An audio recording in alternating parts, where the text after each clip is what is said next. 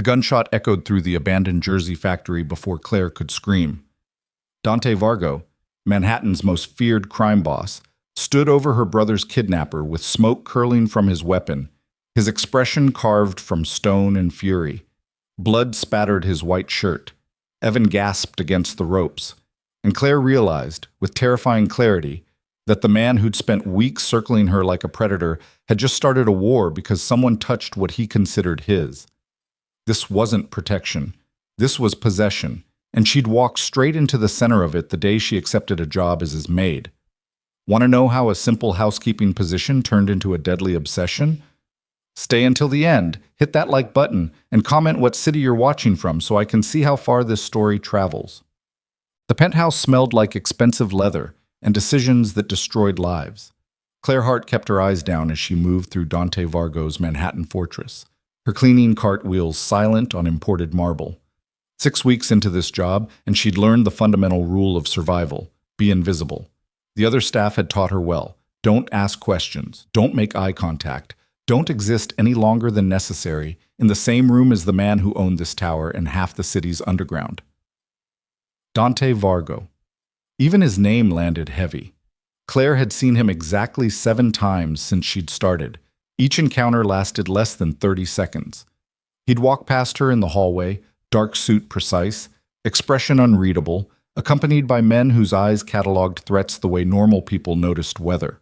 She'd press herself against the wall, mop in hand, and wait for the expensive cologne and danger to pass. It worked because Claire had a gift for disappearing. 5'4", brown hair always pulled back, clothes deliberately plain. She'd spent years perfecting the art of being overlooked, first in foster care, then in a series of jobs where being memorable got you fired or worse. Invisible kept you employed. Invisible kept you safe. The penthouse's east wing was her domain: guest suites, library, the formal dining room that never hosted dinners. She moved efficiently, muscle memory guiding her hands while her mind drifted to the evening ahead. Wednesday, which meant leaving by 4:30, catching the express train, meeting Evan at their usual spot. Ms. Hart. Claire's heart stopped. She turned slowly, already cataloging excuses. Dante stood in the library doorway, one hand resting against the frame. 6'2" of controlled violence in a charcoal suit that probably cost more than her yearly salary. Dark hair swept back, jaw sharp enough to cut, and eyes like winter, gray and merciless and currently fixed on her with an attention that felt physical. Mr. Vargo? Her voice came out steady. Small miracle. You leave early on Wednesdays. Not a question. Claire's fingers tightened on the furniture polish. I cleared it with Mrs. Chen when I was hired. Family commitment. If there's a problem, no problem. He pushed off the doorframe, stepping into the library.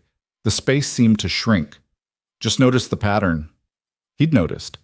Dante Vargo, who ran an empire from this penthouse, who had lieutenants and lawyers and people to notice things for him, he'd personally tracked her Wednesday departures. I can rearrange my schedule, Claire offered, hating how small her voice sounded. That won't be necessary. His gaze traveled over her face, reading something she didn't know she was showing. You're good at your job. Thorough. Quiet. It didn't sound like a compliment. It sounded like an assessment. Thank you, sir. The East Wing hasn't looked this good in years. Mrs. Chen says you don't gossip. Don't ask for advances. Don't create drama. He moved closer, and Claire caught the scent of expensive fabric and something darker underneath. Gun oil, maybe, or just the chemical signature of power. In my experience, people that careful are either very smart or very scared. Which are you, Ms. Hart? The question hung between them like a blade. Both, Claire said honestly, because lying to a man who built his fortune on reading people seemed suicidal. Something flickered in those winter eyes, almost amusement, almost approval. Smart answer. He glanced at the antique clock on the mantel. It's 4:20. You should go. Wouldn't want you late for your family commitment. Dismissed. Claire grabbed her cart, moving toward the door with practiced efficiency. Miss Hart? She paused, not quite turning around. Next Wednesday, Dante said softly. Take the service elevator. The main lobby gets crowded around 4:30. Easier exit. He'd noticed which elevator she used. He'd noticed the timing. He'd noticed everything, and now he was offering her a shortcut like it was casual kindness instead of proof that she'd been under surveillance. "Thank you, sir." Claire didn't run until she reached the hallway. Chet. Mrs. Chen found her in the service kitchen 20 minutes later, still shaking. "You met the boss." The head housekeeper poured 2 cups of coffee without asking, sliding one across the stainless steel counter. 60 years old, 20 years in Dante's employ, and eyes that had seen everything twice. "Don't worry, you did fine." "How do you know?" "Because you're still here." Mrs. Chen sipped her coffee. "He fires people in the moment. If you survived the conversation, you passed whatever test he was running." "What test?" "With Mr. Vargo, who knows? Man thinks in chess moves while the rest of us are playing checkers." She studied Claire over the rim of her cup. "But I'll tell you what I told the last girl who caught his attention. Don't mistake interest for safety. Dante Vargo doesn't do casual. He doesn't do harmless. If he's noticing you, there's a reason, and you won't like it when you figure out what it is." Claire's coffee tasted like copper. "The last girl?" "Lasted 3 months. Smart, pretty, good at her job. Started getting the same attention you're getting, comments about her schedule, questions about her life. That look he gets when he's solving a problem." Mrs. Chen set down her cup. She thought it meant something. Started dressing nicer, staying later, making excuses to be where he'd see her. "What happened?" "He fired her, personally. Told her she was crossing professional boundaries and he didn't appreciate the presumption." The older woman's expression was carved from experience. "You want to survive here? Stay invisible. Do your job. Don't interpret kindness as invitation, because with men like Dante Vargo, kindness is just another weapon." Claire made it to the subway with 5 minutes to spare, Mrs. Chen's warning looping through her head. The Wednesday evening crowd pressed around her, exhausted commuters, students with headphones, tourists studying maps. Normal people living normal lives, unaware that 10 blocks north, a man who could destroy them with a phone call had just memorized her schedule. She should quit. The smart move was obvious. Give 2 weeks' notice, find another position, disappear back into the safe anonymity of service work. Except she couldn't. Not yet. Not when Evan's tuition payment was due in 6 weeks, and this job paid triple what she'd make anywhere else. Not when she'd finally found something stable, where the work was predictable, and the pay was reliable, and the only requirement was being invisible. She'd just have to be more invisible, more careful, more disciplined about the boundaries between Claire the maid and Claire the person. The train lurched into motion, and Claire closed her eyes, imagining Wednesday night stretching ahead, predictable, safe, separate from the dangerous world she cleaned for 40 hours a week. It was a nice fantasy. It lasted 3 more weeks. The pattern held through October. Claire arrived at 7, worked her route, left at 4:30 on Wednesdays and 6 on other days. She saw Dante 4 more times, twice in passing, once when he brought guests through the East Wing, and once when she was cleaning the library and he walked in, poured himself whiskey, and sat reading contracts like she wasn't there. That last time had been the strangest. 40 minutes of silence while Claire dusted shelves and Dante marked up documents, the scratch of his pen and the soft cloth on leather, the only sounds. She'd been hyper-aware of every movement, convinced he'd say something, ask something, notice something. He never looked up. When she finished and wheeled her cart out, he was already on the phone, speaking rapid Italian to someone who was clearly disappointing him. Maybe Mrs. Chen was wrong. Maybe the initial interest had been random curiosity, already forgotten by a man who had actual problems to solve. Maybe Claire was safe precisely because she'd stayed boring. She almost believed it. Then came the Wednesday that everything broke. Rain hammered Manhattan like punishment, turning streets into rivers and soaking through Claire's jacket before she made it 3 blocks. The subway entrance was packed with people seeking shelter, the delay announcement scrolling across screens like bad news on repeat. Signal problems. At least 20 minutes. Claire checked her phone. Already 4:40. She texted Evan. "Running late. Wait inside somewhere dry." His response came immediately. "No problem. I'm at the usual spot." 30 minutes later, she emerged at Union Square into a downpour that had somehow gotten worse. Wind drove the rain sideways, umbrellas turned inside out, and Claire was soaked to the skin before she crossed the street. Through the gray curtain of water, she spotted Evan's tall frame under the bookstore awning. 21 years old, college junior, the only family she had left and the entire reason she put up with jobs that scared her. He was talking to someone, another student probably, or Claire stopped walking. The someone was male, close to Evan's age, good-looking, standing near enough that their shoulders touched. As Claire watched, Evan laughed at something the guy said, and the guy's hand came up to rest briefly on Evan's arm. Oh, that kind of conversation. Claire smiled. Good. Evan deserved good things, including whoever made him laugh like that. She'd give them a few more minutes before interrupting. Except she didn't get a few more minutes. A hand closed around her elbow, grip firm enough to hold but gentle enough not to bruise, and a voice she knew too well said, "Ms. Hart, interesting place to be standing in a monsoon." Claire's entire body went rigid. Dante Vargo stood beside her, black coat beaded with rain, hair slicked back, an expression absolutely neutral. Behind him, half hidden by the storm, she could make out the shape of a car. Expensive, dark, probably bulletproof. Mr. Vargo. Her mind raced. I didn't know you'd be in this area. I wasn't planning to be. His grip on her elbow didn't loosen. Then I saw someone who looked remarkably like my maid standing in the rain, staring at a man. Thought I should investigate. The implications landed like stones. He'd seen her. He'd stopped. He'd gotten out of his car in a downpour to... What? Check on her? Confront her? That's my brother, Claire said quickly. I'm meeting my brother. The family commitment I mentioned? That's Evan. Dante's gaze shifted to the bookstore awning where Evan was still laughing, still oblivious. Your brother? Yes. The one you leave early for every Wednesday? Yes. The one you're watching from a distance instead of joining? Claire's heart was doing something complicated against her ribs. He's talking to someone. I didn't want to interrupt. How considerate. Dante's tone suggested he didn't believe her. His eyes traveled back to Evan, then to the guy beside him, and something cold moved through his expression. That someone he's talking to, friend of his? I don't know, I just got here. But you stopped to watch. I was giving him space. In a thunderstorm. This was insane. Claire pulled her arm free, putting 6 inches between them. Mr. Vargo, I appreciate your concern, but this is my personal time. I don't need... You're shivering. She was. The rain had soaked through every layer, and the October wind cut through wet fabric like it wasn't there. Dante shrugged out of his coat. Don't, Claire said, but he was already draping it over her shoulders, the wool still warm from his body, smelling like that expensive cologne and something underneath that was just him.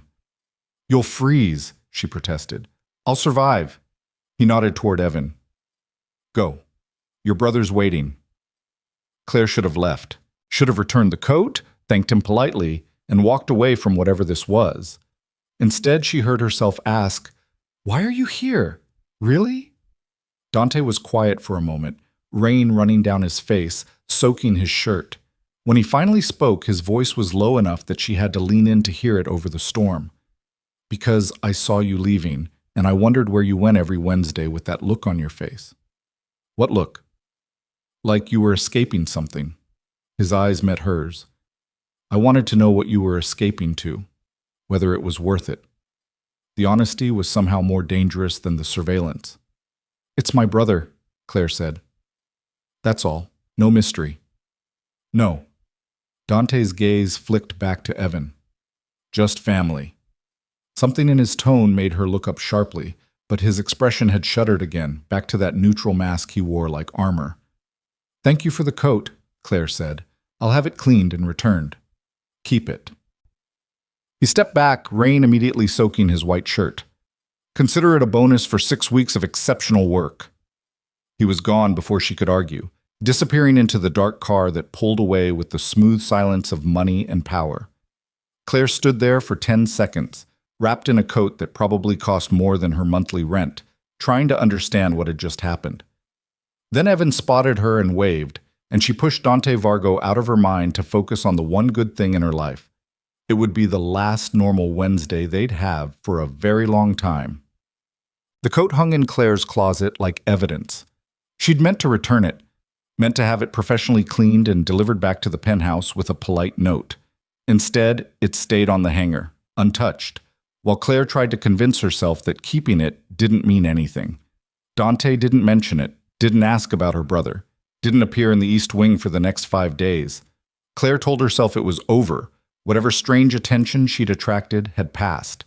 He'd satisfied his curiosity, confirmed she wasn't a threat or a liability, and moved on to actual problems.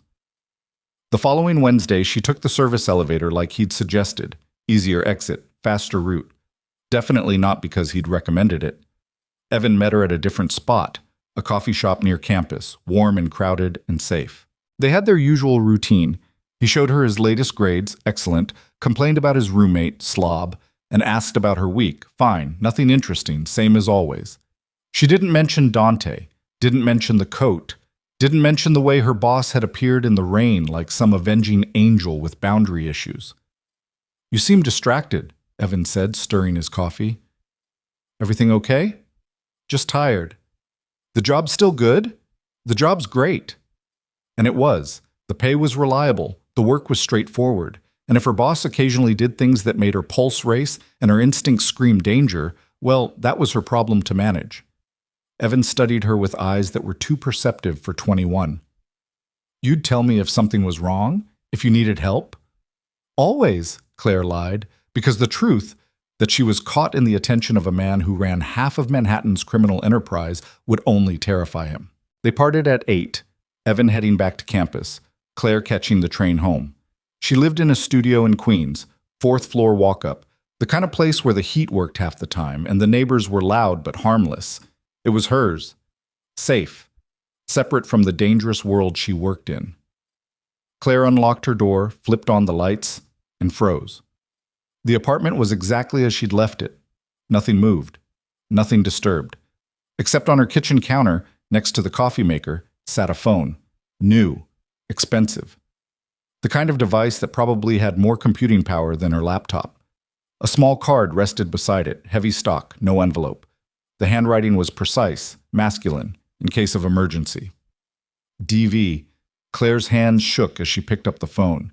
It was already activated, one number programmed into the contacts. Dante. He'd been here, in her apartment. While she was at work, while she was meeting Evan, while she thought she had separation between her two worlds, Dante Vargo had walked into her home and left a phone like it was normal, like it was acceptable, like she was someone who needed his emergency number. She should have been terrified. Should have packed a bag, quit the job, disappeared. Instead, she dialed the number. He answered on the first ring. Claire, not Ms. Hart. Claire. "You broke into my apartment." Her voice shook with something that wasn't quite fear. "I had a key made, not the same thing." "You had a key made to my apartment." "Yes." "That's illegal. That's insane. That's necessary," Dante interrupted, his tone absolutely calm. "You live in a 4th floor walk-up with a broken intercom and a fire escape that wouldn't pass inspection. The lock on your door is a joke. I could pick it in 15 seconds, which means anyone can. So you decided to commit multiple felonies to prove your point? I decided to make sure you had a way to reach me if you needed help." Claire laughed, the sound brittle and a little wild. "I don't need help. I need you to respect basic boundaries. I need you to stop." She stopped, breathing hard. "Stop what?" His voice was quieter now, almost gentle. "Noticing me," Claire whispered. "I'm good at being invisible.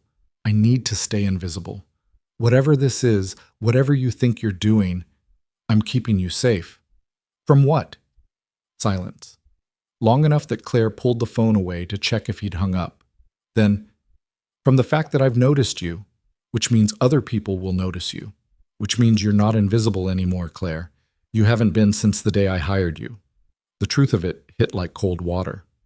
"I vetted you," Dante continued, "before Mrs. Chen ever brought your application to me. I read every reference in, checked every previous employer, pulled records on every address you've lived at for the past decade." His voice was matter-of-fact, reciting crimes like they were normal business. "I know about the foster care. I know about Evan. I know about the 3 jobs you've worked simultaneously to put him through school. I know you've never been arrested, never missed a rent payment, never done anything more interesting than exist quietly in the margins. Claire's legs gave out. She sat down hard on the kitchen floor, phone pressed to her ear. I hired you because you were perfect, Dante said. Smart enough to do the work, careful enough to keep secrets, invisible enough that no one would notice you moving through my home. I thought I could ignore you, thought you'd stay part of the scenery.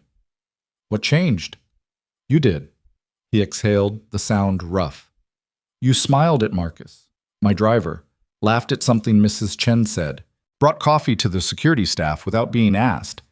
You were warm with everyone in my organization except me, and I couldn't figure out why. Because you scare me, Claire said honestly. I know, that's not why. Another pause. You're warm with the others because you see them as human. You treat them like people instead of obstacles. But me? You look at me like I'm a force of nature, something to survive rather than someone to know. You are something to survive. Maybe. His voice dropped lower. But I don't want to be. Not with you. The confession hung between them, dangerous and impossible. I can't do this, Claire whispered. Whatever this is, I can't. Then quit. She blinked. What? Quit the job. I'll write you a reference that'll get you hired anywhere. I'll match 6 months' salary as severance. Walk away, Claire. Be invisible somewhere else. It was the exit she'd wanted, the escape route handed to her on a silver platter. And if I stay? She asked. Then you carry that phone. You tell me when you're leaving, where you're going, when you'll be back. You let me keep you safe from the attention you've attracted. Your attention? Yes. That's not protection, Claire said. That's control. In my world, they're the same thing. He didn't apologize, didn't soften it. I won't lie to you. I won't pretend this is normal or healthy or anything except exactly what it is. Me being selfish enough to want you close and ruthless enough to ensure it. Claire looked at the phone in her hand, the expensive device that represented a choice she didn't want to make. I need time, she said finally. Take it. But Claire? He waited until she made a soft sound of acknowledgement.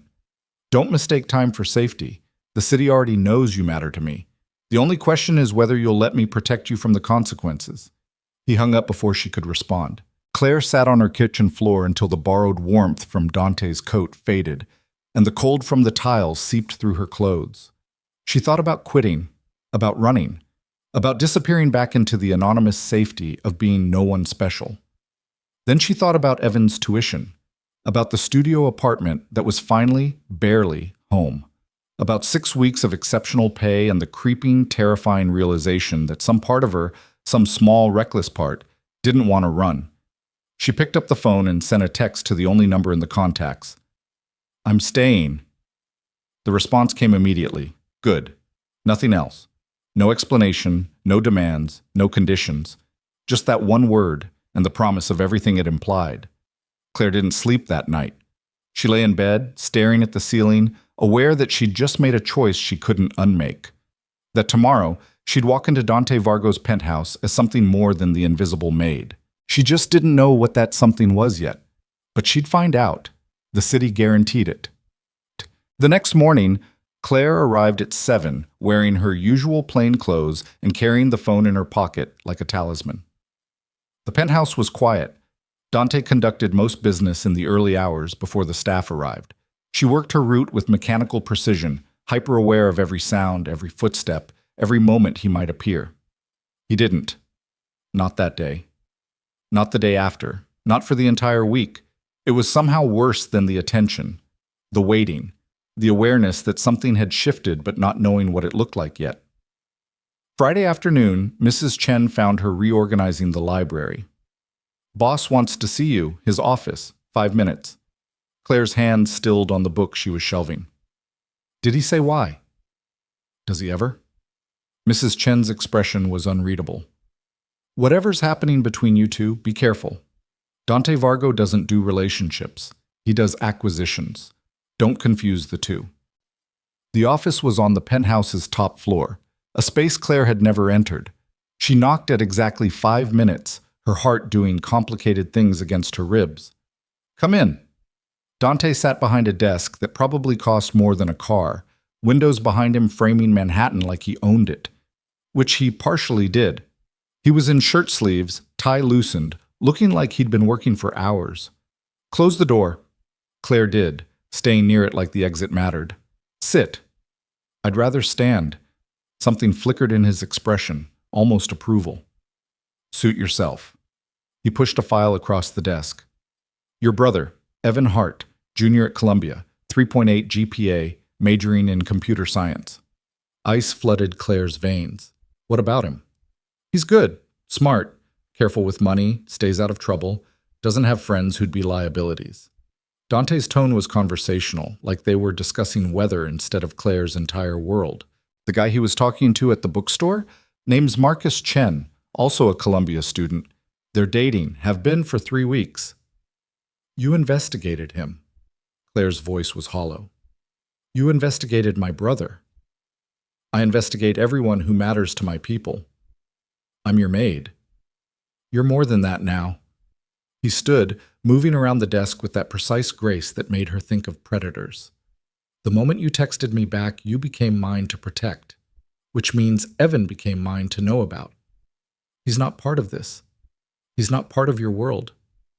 He's part of yours. That makes him relevant." Dante stopped 3 feet away, close enough that she could see the gray flecks in his eyes. "I'm not threatening him, Claire. I'm telling you that I've made sure he's safe. That the people who might think about using him to get to you will find complications they don't want. You put him under surveillance. I put him under protection. Without asking me, without telling me." "Yes." No apology, no hesitation. Claire wanted to hit him, wanted to scream, wanted to do something that would crack that perfect control. Instead, she said, "I quit." Dante's expression didn't change. "No, you don't. You can't stop me from—" "I can't. You're right." He moved closer, and Claire's back hit the door. "But you won't quit, because now you know I'm watching Evan.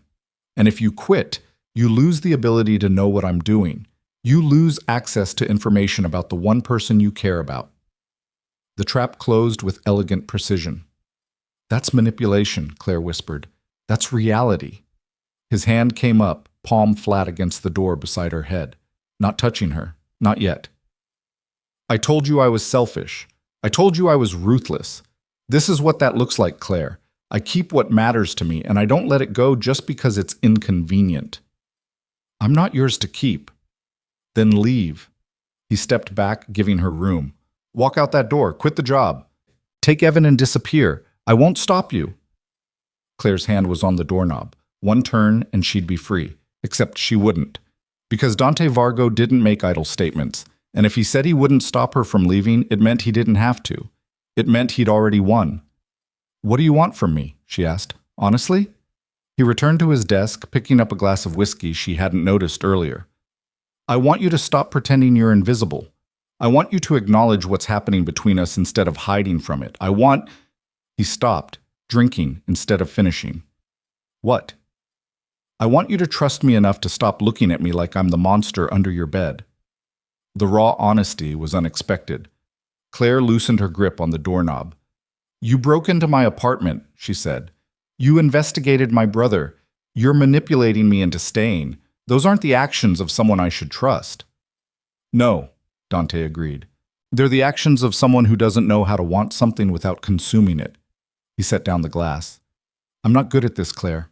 I don't do normal. I don't do gentle. I don't know how to care about someone without turning it into control." "Then maybe you shouldn't care about me." "Too late for that." The words landed between them, heavy with implications neither of them was ready for.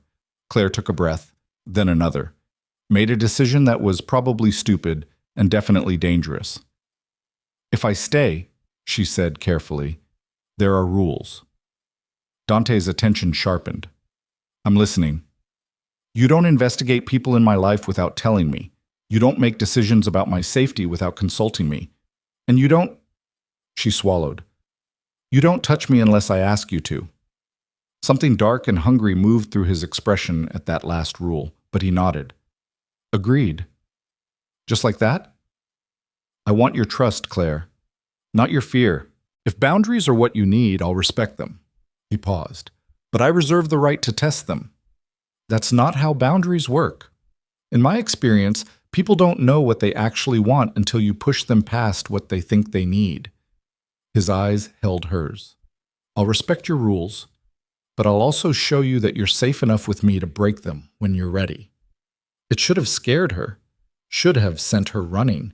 Instead, Claire felt something warm and dangerous unfurl in her chest. I need to get back to work, she said. Of course. Dante returned to his desk, picking up his pen like the conversation was already forgotten. Mrs. Chen has tomorrow's schedule for you. Sunday, I'm hosting a gathering here. I'll need the East Wing prepared. Back to normal. Back to professional. Claire opened the door, relief and something else warring in her chest. Claire? She paused. The phone. Carry it. Not a request. Not quite a command. Something in between that felt like concern wearing the wrong clothes. I will, she promised, and meant it.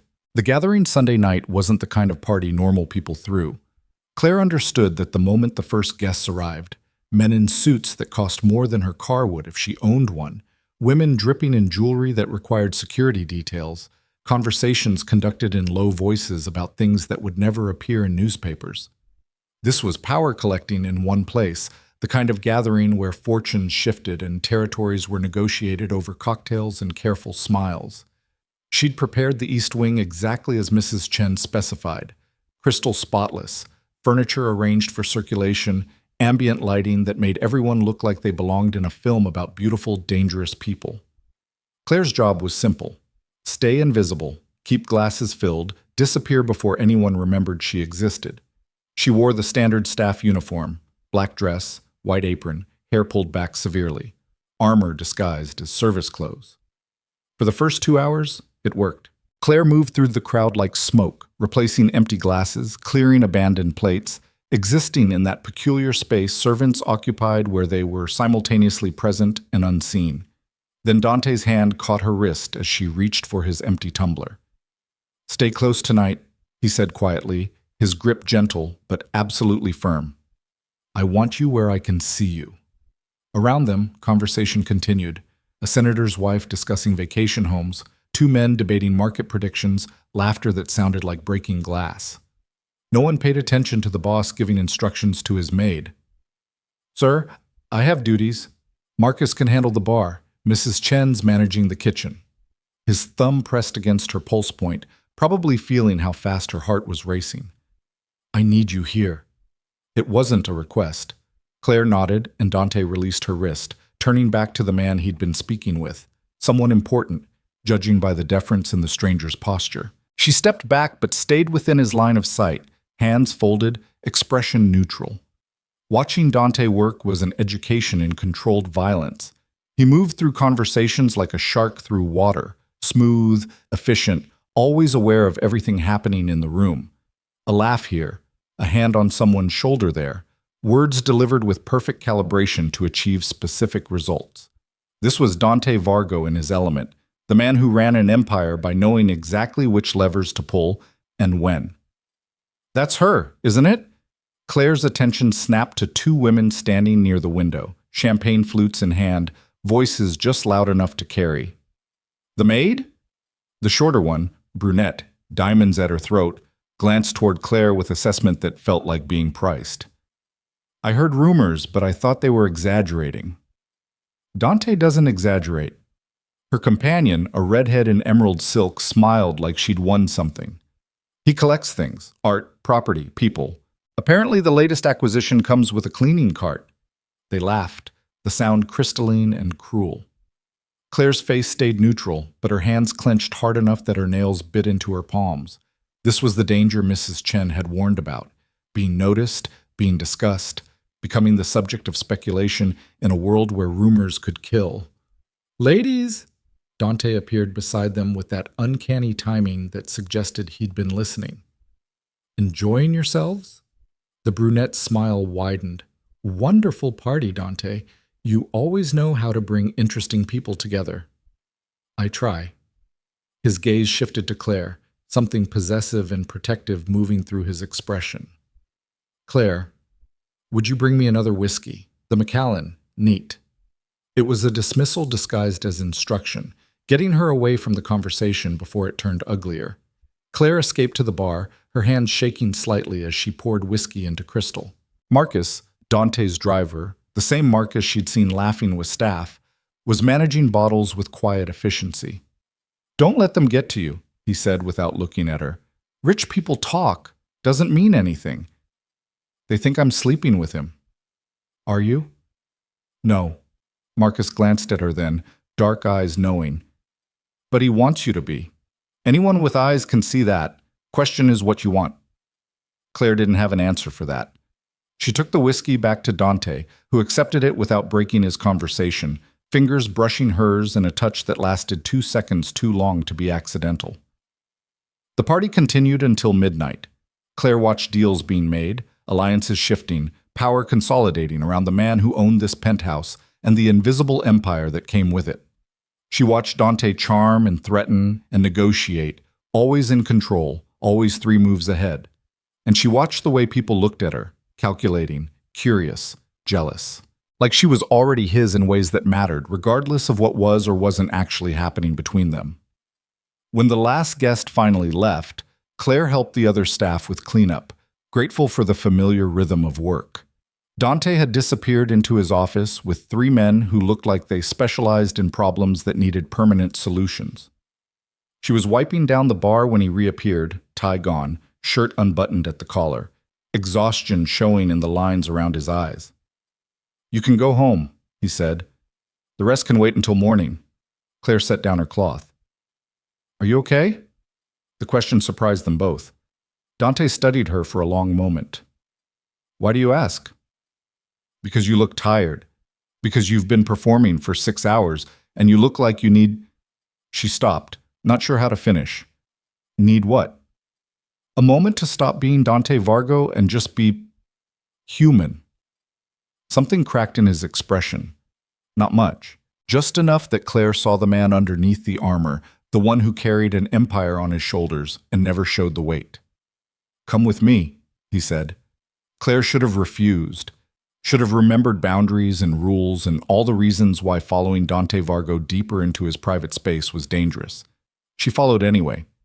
He led her through the penthouse to a room she'd never seen, his personal study, smaller than the formal office, lined with books that looked actually read rather than decorative. A single lamp cast warm light across leather furniture, worn comfortable with use.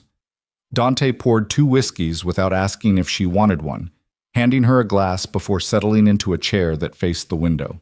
Manhattan glittered beyond the glass, a city that never stopped moving, never stopped wanting. Sit. He gestured to the chair across from him. Claire sat, cradling the whiskey she had no intention of drinking. You asked if I was okay, Dante said, staring out at the city. Honest answer? I'm exhausted. I'm running an organization that requires constant vigilance because the moment I show weakness, someone will try to take what's mine. I'm managing politicians who think they're using me while I'm actually using them. I'm dealing with rivals who'd kill me if they thought they could survive the consequences. He took a drink. And in the middle of all that, I'm trying to figure out how to care about someone without destroying them in the process. Claire's breath caught. Dante, you make me want things I shouldn't want, he continued, still not looking at her. Normal things, safe things, a conversation at midnight with someone who asks if I'm okay and actually means it. He finally turned, eyes finding hers. You scare me, Claire, because I don't know how to have you without consuming you, and I don't know how to let you go. The confession hung between them, raw and honest and more dangerous than any threat. I'm not yours to let go, Claire said softly. I'm not yours at all. I know. His smile was bitter. But I'm selfish enough to want you anyway, ruthless enough to fight for it, and realistic enough to know that wanting you puts you in danger I can't fully control. Claire set down her untouched whiskey. Those women tonight, the ones who called me your latest acquisition, will regret it, Dante interrupted, voice hard. I'll make sure of that. That's not what I was going to say. She leaned forward. I was going to say they're right. That's what this is, isn't it? You collecting another possession, putting me in a box labeled mine, and thinking that's the same as caring. Is that what you think? I don't know what to think. Claire's frustration bled through.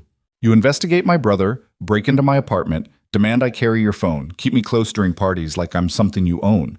You talk about wanting normal things while doing everything possible to make this abnormal. What am I supposed to believe? Dante was quiet for a long moment. Then he stood, moving to the window, hands in his pockets, silhouette sharp against the city lights. When I was 16, he said, my father brought me to a meeting with his rivals. Peace negotiation, he called it. I watched him sit across from men who wanted him dead, watched him negotiate like they were reasonable people instead of wolves waiting for an opening. His voice was distant, remembering. At the end, they all shook hands, agreed to terms. My father thought he'd won. Claire waited, sensing this was important. They killed him 3 days later, made it look like an accident, but I knew, everyone knew. Dante's reflection in the window was carved from stone. I was 16 and suddenly I was running an organization I barely understood, surrounded by people who either wanted to use me or remove me. I learned fast that caring about anything was a liability, that showing weakness got you killed, that the only way to survive was to become something harder than everyone else. Dante, I became very good at it, he continued, at being the thing everyone feared, at turning myself into a weapon that couldn't be touched. I built an empire on the principle that nothing mattered except power, and anyone who threatened that power needed to be eliminated. He turned to face her. And then you walked into my home with your quiet competence and your warm smiles for everyone except me, and for the first time in 18 years, I wanted something that wasn't about power. Claire's throat was tight. What did you want? To be seen, really seen, not as Dante Vargo, the crime boss, but as... He stopped, jaw tight. As someone worth knowing beyond what I could give you or take from you. The vulnerability in his admission was almost painful to witness. I see you, Claire said quietly. I see someone who's terrified of caring about people, so he controls them instead. Someone who's so used to being alone that he doesn't know how to let someone close without turning it into ownership. She stood, moving toward him. I see someone who's human underneath all that armor, even if he's forgotten how to be. Dante's hand came up, fingers almost touching her face before he caught himself, remembering her rule. His hand fell back to his side. I want to touch you, he said roughly. Want it so badly I can barely think straight. But I won't. Not until you ask. Not until you're sure. Claire's heart was doing something complicated. What if I'm never sure? Then I'll want you from a distance and hate every second of it. His smile was sharp edges and honesty. But I'll respect it, because that's what you asked for, and I keep my word. They stood there 2 feet apart, the space between them charged with everything they weren't saying. Claire's phone buzzed, the one Dante had given her. She pulled it out, frowning at the unfamiliar number, and answered. Hello? Heavy breathing, then, Claire Hart? Every instinct screamed danger. Who is this? Dante's expression changed, attention sharpening like a blade. You don't know me, the voice continued, male, slightly accented. But I know you. I know you work for Dante Vargo. I know you matter to him, and I know that makes you valuable. Claire's blood went cold. What do you want? Right now, just to introduce myself. Let you know you're being watched. Let Dante know, the voice rose slightly, addressing Dante now, that the people he loves aren't as protected as he thinks. The line went dead. Claire stood frozen, phone still pressed to her ear, the threat hanging in the air like smoke. Dante took the phone from her nerveless fingers, checked the number, and his expression went absolutely lethal. He pulled out his own phone, dialing with controlled fury. Marcus, I need a trace on a number. Now! He rattled off the digits. And get Rico and Anthony up here. We have a problem. He hung up and turned to Claire, who was still processing the fact that someone had just threatened her because of him. Pack a bag, Dante said. You're staying here tonight. Tomorrow, we're moving you somewhere safer. I'm not leaving my apartment. Claire. No. She found her voice, found her spine. You said boundaries. You said consulting me. This is me telling you. I'm not running. I'm not hiding. And I'm not letting some voice on the phone make me disappear. That voice belongs to Rafael Duca. He runs territory in Jersey, and he's been trying to expand into my operations for the past year. Dante's voice was ice over fury. He just declared war using you as the opening move. That's not a situation you get to be brave about.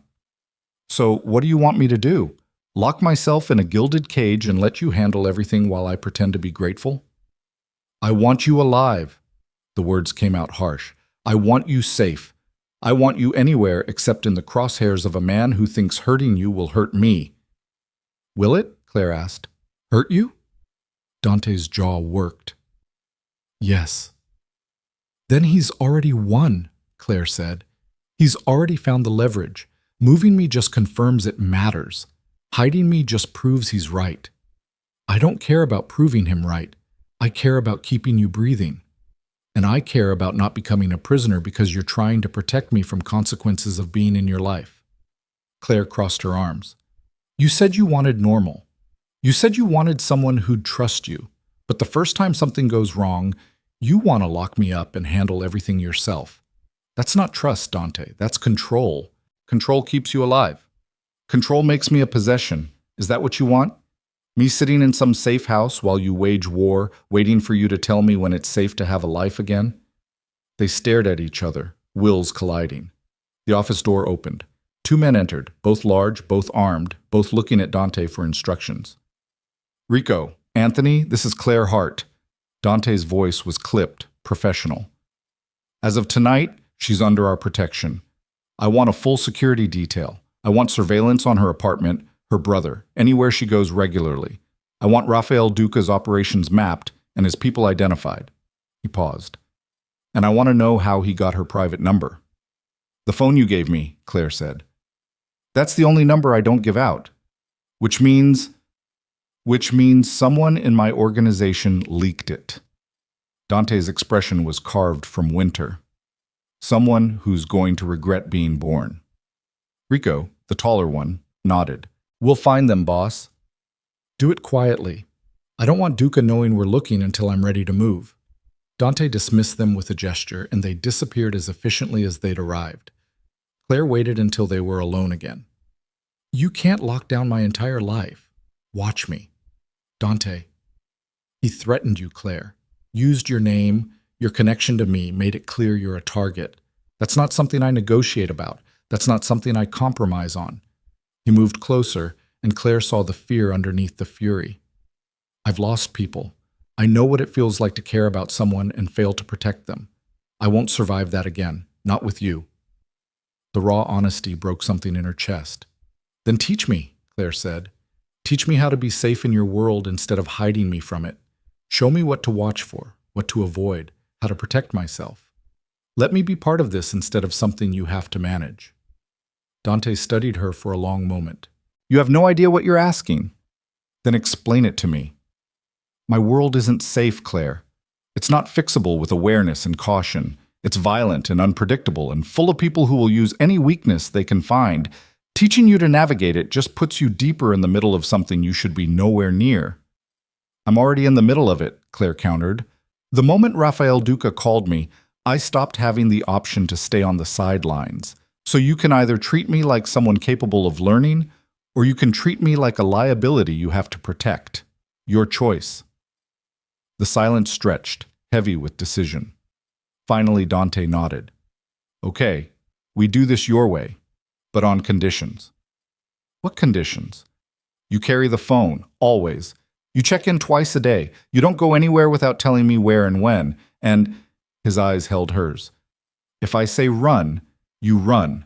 No questions, no arguments, no hesitation. You trust me enough to know when the situation is beyond negotiation.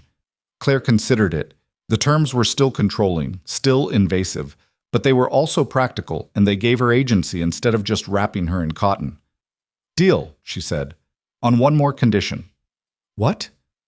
You stop looking at me like I'm already dead, like caring about me as a funeral you're attending in advance. She stepped closer. I'm tougher than you think.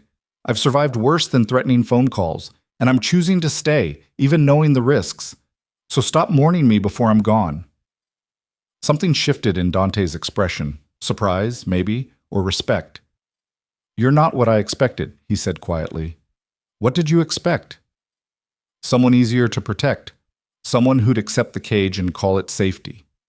His hand came up, hovering near her face, not quite touching. "Someone who wasn't brave enough to be stupid." "Is that what this is? Stupid?" "Probably." His fingers brushed her cheek, barely contact, testing the boundary she'd set. "But I'm starting to think stupid might be the only honest thing either of us has done in years." Claire should have stepped back, should have reinforced the rule about touching.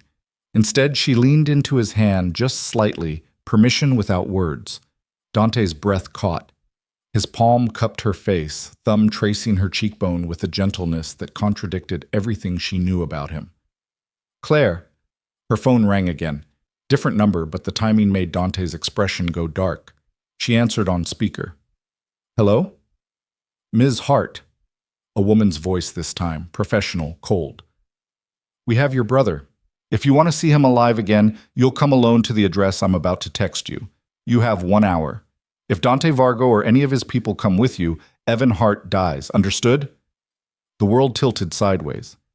"Let me talk to him," Claire managed, voice surprisingly steady. Shuffling. Then Evan's voice, scared but trying to sound brave. "Claire, don't. They're using me to get to you. Don't come." A sharp sound like someone hitting him, and Evan's voice cut off. 1 hour, the woman repeated. "Come alone, or he dies." The line went dead. Claire stood frozen, the phone in her hand, every worst fear suddenly concrete and real. Dante was already moving, phone out, barking orders. "I need location on Evan Hart. Now. Columbia campus, his apartment, anywhere he might be. I need teams mobilized. I need—" "They said come alone," Claire interrupted, her voice hollow. "They're lying. They'll kill you both regardless." Dante's attention was split between his phone and her face. This is what they do. Create impossible choices, make you think you have control when you don't. Rafael Duca doesn't negotiate. He doesn't honor terms. This is a trap, and walking into it is suicide. "Then what do I do?" Claire's hands were shaking. "He's my brother, Dante. He's the only family I have.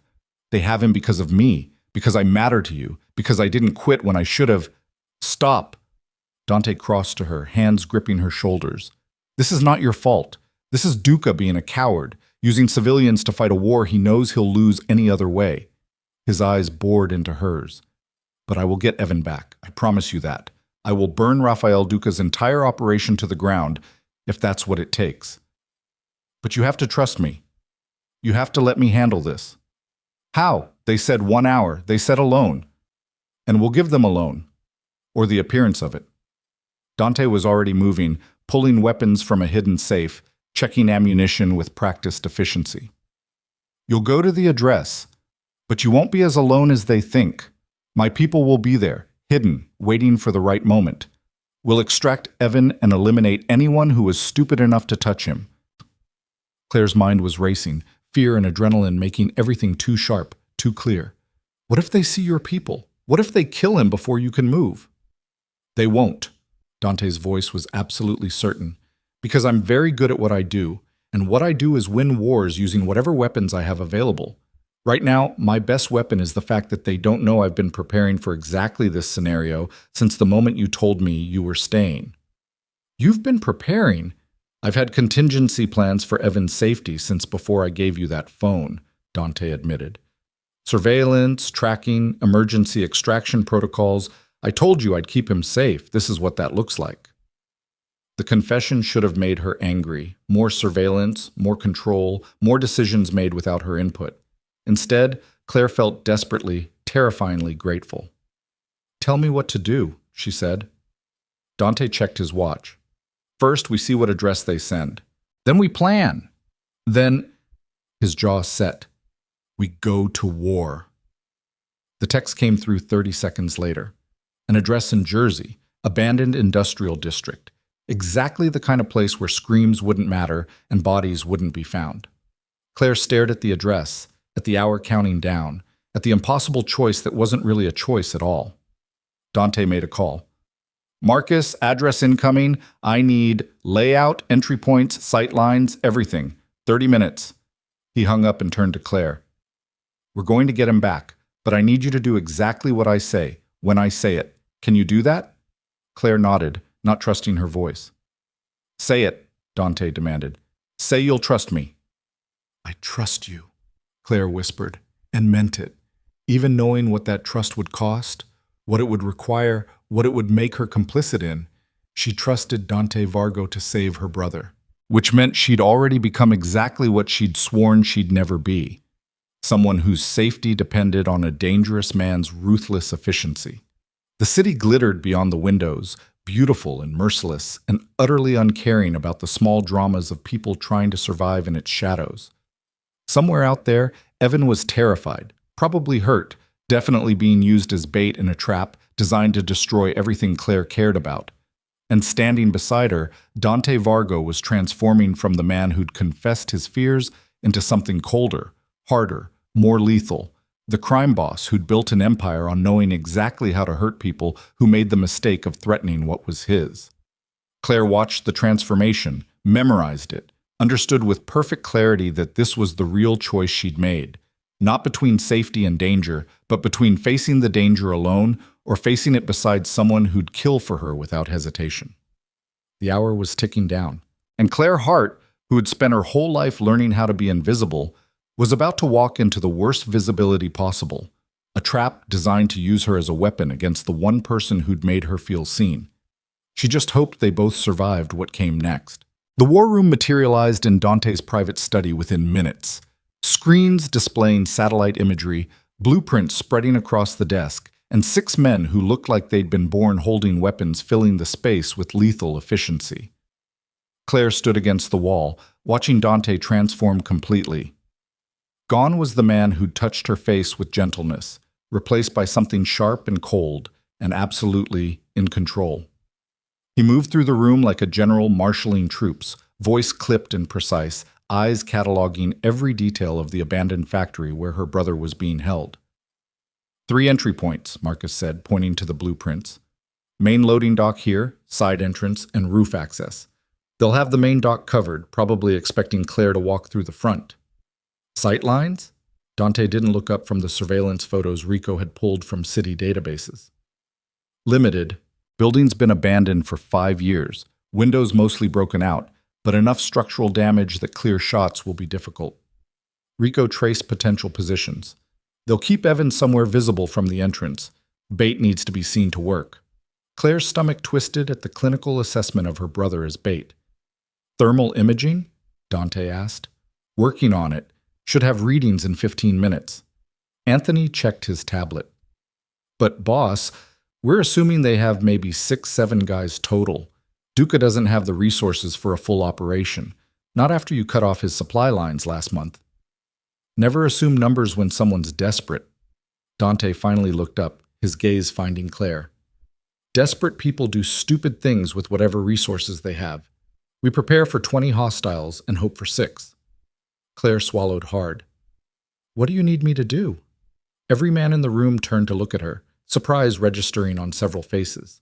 Apparently, they'd expected her to fall apart, to become a liability that needed managing. Dante's expression didn't change. You need to walk through that loading dock entrance at exactly 58 minutes from now. You'll be wearing a wire, so we'll hear everything. You'll ask to see Evan immediately. Don't negotiate, don't make deals, just demand proof of life. That gives us positioning information. And then? Then you keep them talking. Keep Duca's attention on you while my team moves into position. His voice was absolutely steady, but Claire saw the tension in his shoulders. When you hear me say your name, just your first name, nothing else, you drop to the floor immediately. Don't think, don't hesitate, just drop. What happens after that? You don't watch. Understood? Claire understood perfectly. When Dante said her name, people were going to die, and he didn't want her witnessing exactly how efficient he was at killing. Understood, she said. Marcus stepped forward, holding out what looked like a small button. This goes inside your collar. Transmits audio clearly up to half a mile. Don't touch it, don't adjust it, just wear it and forget it's there. Claire took the device with shaking hands.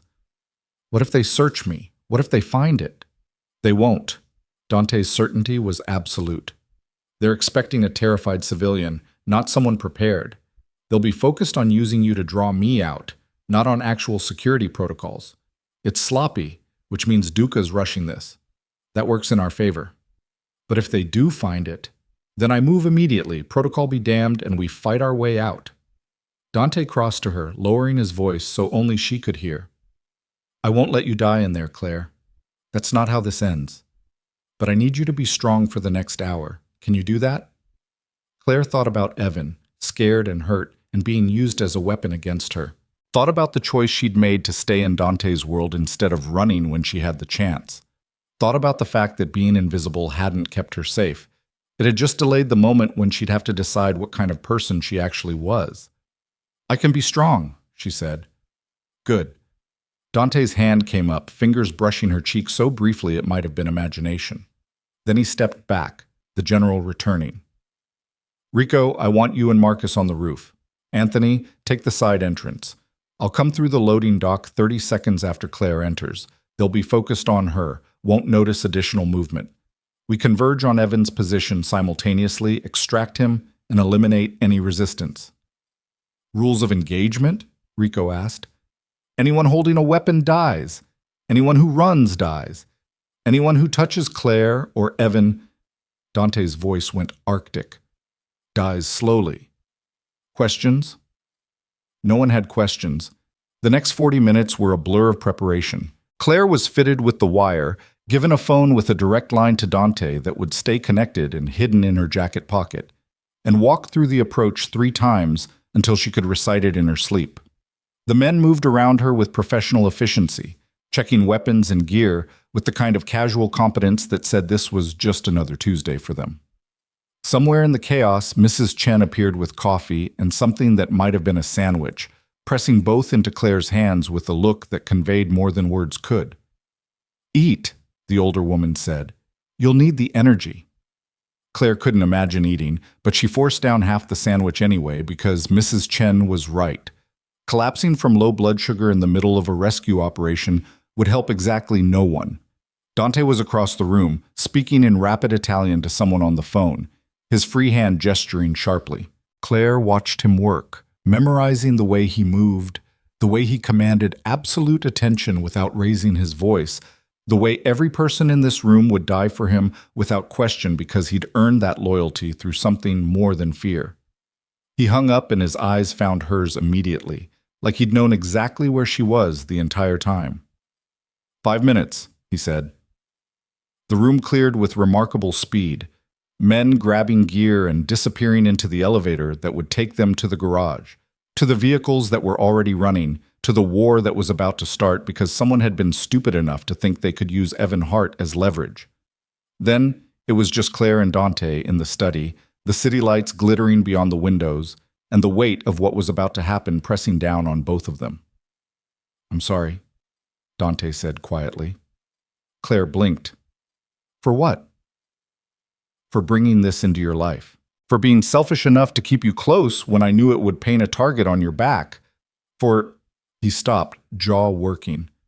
For caring about you enough that people like Rafael Duca think hurting you will break me. Will it? Claire asked. Break you? I don't know. The honesty was raw. I haven't cared about someone like this in a long time. Haven't let myself. The last person I loved, I watched them die because I wasn't fast enough, wasn't smart enough, wasn't ruthless enough to save them. His eyes were winter and old pain. I won't make that mistake twice.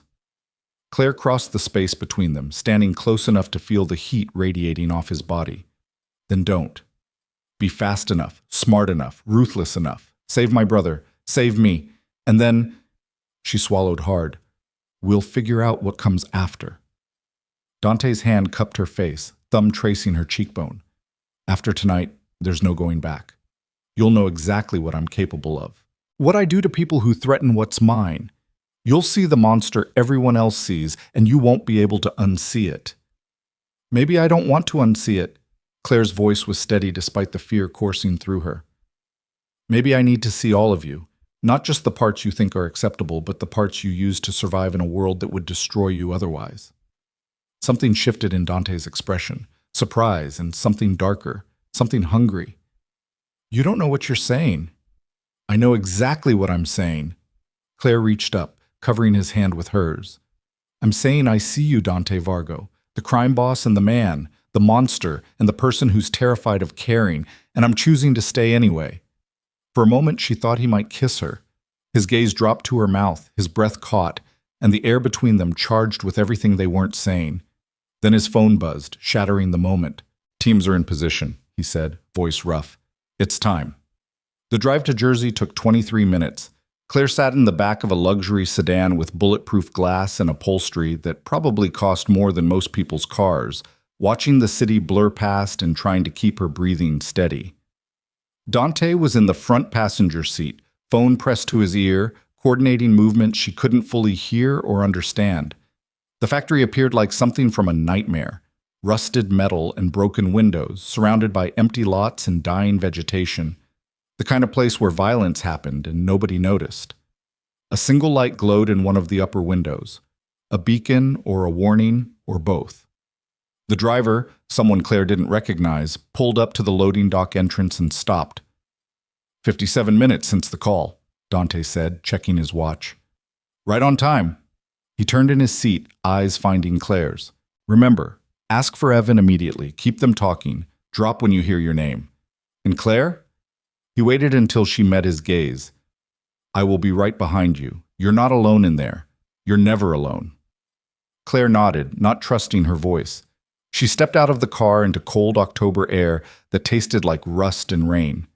The loading dock entrance was open, darkness beyond it, absolute and waiting.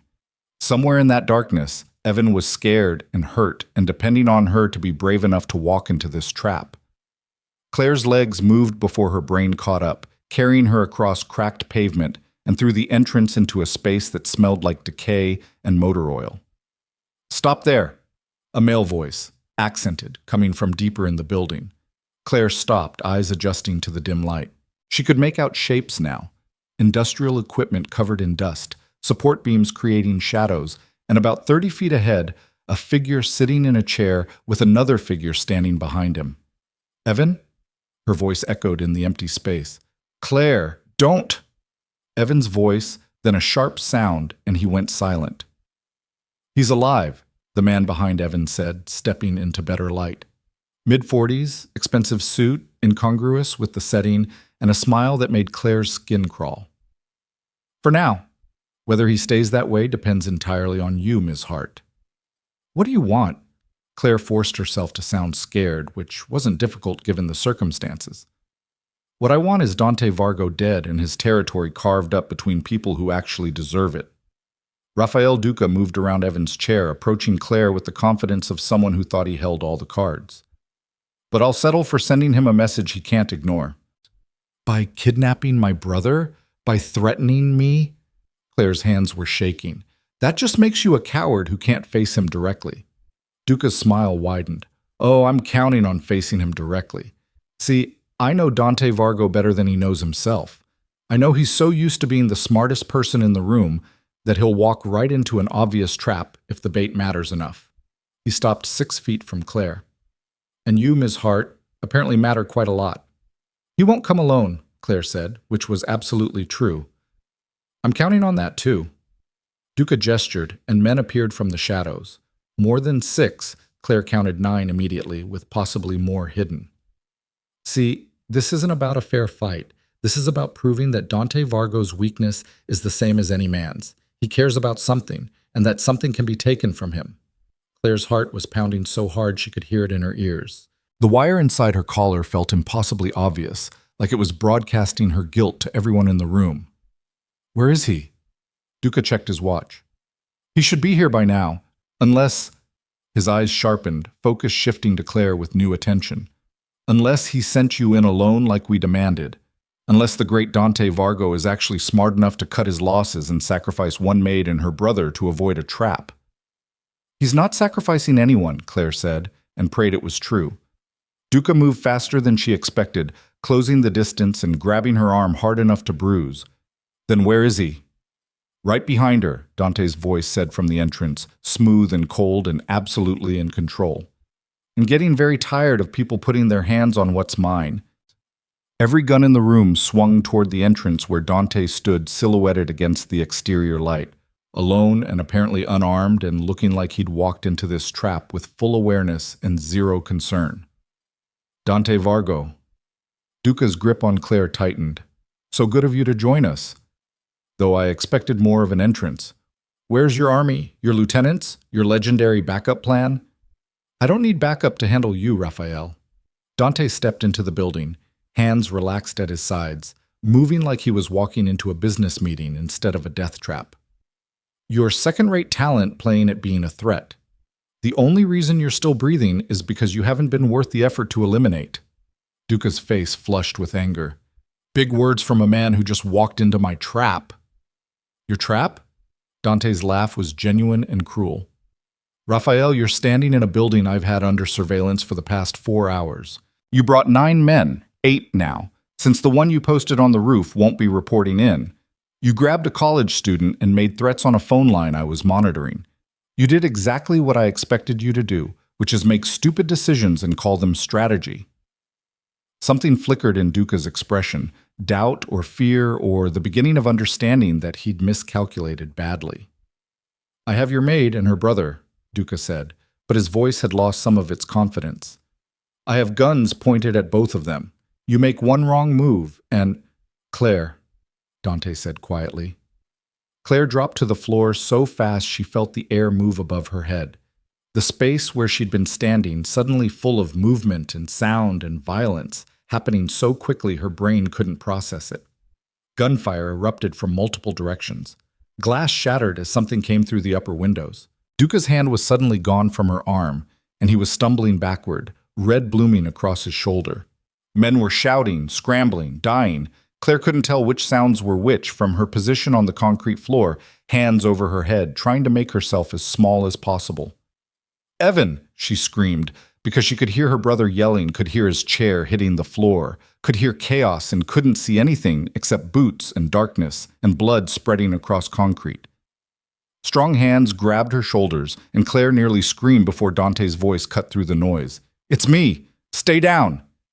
He was over her, body curved protectively, and the gunfire was already stopping. Impossibly fast, impossibly efficient, and when Claire dared to look up through the gap between Dante's arm and the floor, she saw bodies on the ground and men in tactical gear moving through the space with lethal precision. Marcus appeared, Evan in tow, her brother's hand zip-tied but otherwise seemingly unharmed, except for a bleeding lip. Got him, boss. Clean extraction. Claire! Evan saw her and tried to move toward her, but Marcus held him back. Secure the perimeter, Dante ordered, still covering Claire with his body. Make sure we didn't miss anyone. And someone get me a status on Duca. I want him breathing for the next conversation. He's alive, Rico called from somewhere in the darkness. Barely. Dante finally moved, standing and pulling Claire up with him, his hands checking her for injuries with quick efficiency. Are you hurt? Did they touch you besides the arm? I'm fine. Claire was shaking so hard her teeth chattered. Evan, I need to see Evan. Marcus, bring him over. Marcus half walked, half dragged Evan across the space, and the moment he was close enough, Claire threw her arms around her brother, checking him for injuries even as he was doing the same to her. You came, Evan said, voice rough. They said you'd come alone, and I kept telling them you wouldn't be that stupid, but you came anyway. Of course I came. Claire pulled back, cataloging the damage. Bruised face, split lip, terror in his eyes, but alive, whole, safe. Are you okay? Did they hurt you? Nothing that won't heal. Evan's gaze shifted to Dante, who was watching the reunion with an expression Claire couldn't read. You're Dante Vargo. I am. My sister's boss. Among other things. Dante's tone was neutral. You just killed like 8 people to save me. 9, actually. The one on the roof counts. Dante's attention shifted to something behind them. And I'm not done yet. Claire, take Evan to the car. Marcus will go with you. What are you going to do? Claire asked, even though she knew. Have a conversation with Rafael Duca about the consequences of threatening what's mine. Dante's expression had gone cold again, the general replacing the man. It won't be pleasant. You don't need to witness it. Claire should have left, should have taken Evan and gotten as far from this place as possible before she saw what Dante Vargo did to people who made the mistake of going to war with him. Instead, she stayed rooted in place. I told you I wanted to see all of you. I meant it. Dante studied her for a long moment. Then he nodded once, sharp and final. Marcus, take Evan to the car. Claire stays with me. Boss, Marcus started. She stays. No room for argument. Evan looked between them, confusion and fear warring on his face. Claire, what's happening? What are you doing? I'm making a choice, Claire said quietly. Go with Marcus. I'll be there in a few minutes, I promise. Her brother clearly wanted to argue, but Marcus was already guiding him away, speaking in low, reassuring tones that Claire couldn't hear. Then it was just Claire and Dante and the aftermath of violence, bodies being removed, blood being catalogued, and 30 feet away, Rafael Duca being dragged to his feet by Rico and Anthony, his shoulder bleeding but his eyes still defiant. Dante walked toward Duca with the kind of casual confidence that said he'd done this before, many times, and knew exactly how it would end. Claire followed, her footsteps echoing in the empty space, her heart pounding but her resolve solid. Raphael. Dante stopped in front of the man who'd orchestrated this entire trap. You made several mistakes tonight. Want to know what they were? Duca spat blood. Go to hell. First mistake, you assumed I'd value my own safety over Claire's. Wrong. I'd walk into a building full of armed hostiles without hesitation if it meant keeping her alive. Dante's voice was conversational, like he was discussing weather. Second mistake, you thought 9 men with guns was adequate security. It wasn't. My people are better trained, better equipped, and significantly more motivated. You can't kill me, Duca said, though his voice shook. I have connections, allies who will retaliate if… Third mistake, Dante interrupted. You threaten my organization using civilians. That's not strategy, Raphael. That's desperation. It tells me you're weak, scared, and out of actual options. He leaned closer. Your allies won't retaliate. They'll thank me for removing a liability. Your territory will be carved up before your body's cold. And your connections? Dante smiled, and it was the most frightening thing Claire had ever seen. They're already making deals with me to avoid being associated with your stupidity. Duca's defiance cracked. Please, I made a mistake. I see that now. I'll disappear. You'll never hear from me again. You're right about one thing, Dante said. I'll never hear from you again. He pulled a gun from somewhere. Claire hadn't even seen him armed, and the shot was impossibly loud in the enclosed space, echoing off metal and concrete and Claire's bones. Duca crumpled, and Dante stepped back, handing the gun to Rico without looking, his attention already shifting back to Claire. She stood frozen, staring at the body on the floor, at the casual efficiency with which Dante had just ended a human life, at the complete lack of hesitation or remorse in his expression.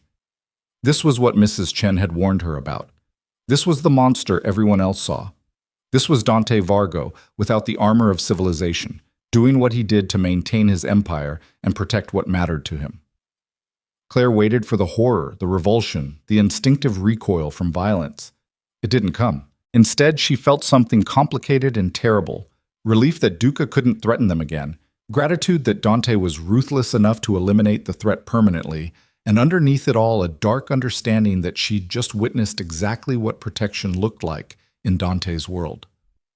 Are you okay? Dante asked quietly, studying her face.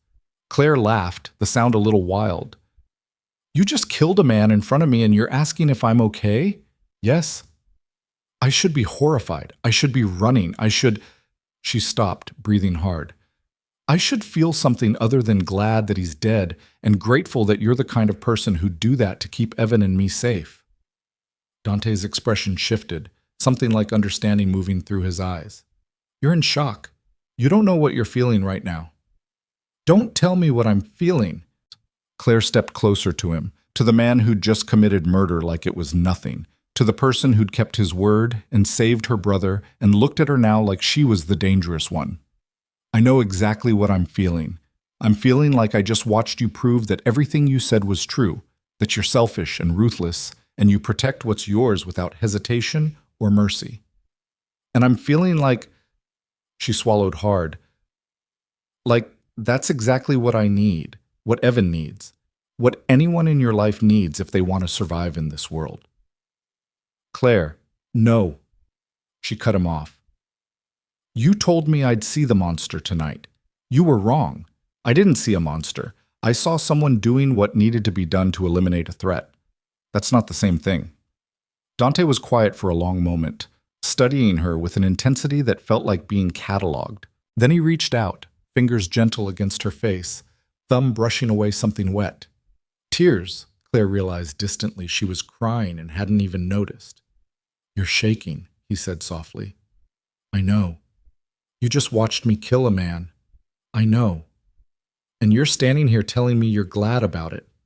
I am. Claire's voice was steady, despite the tears. Does that make me a terrible person?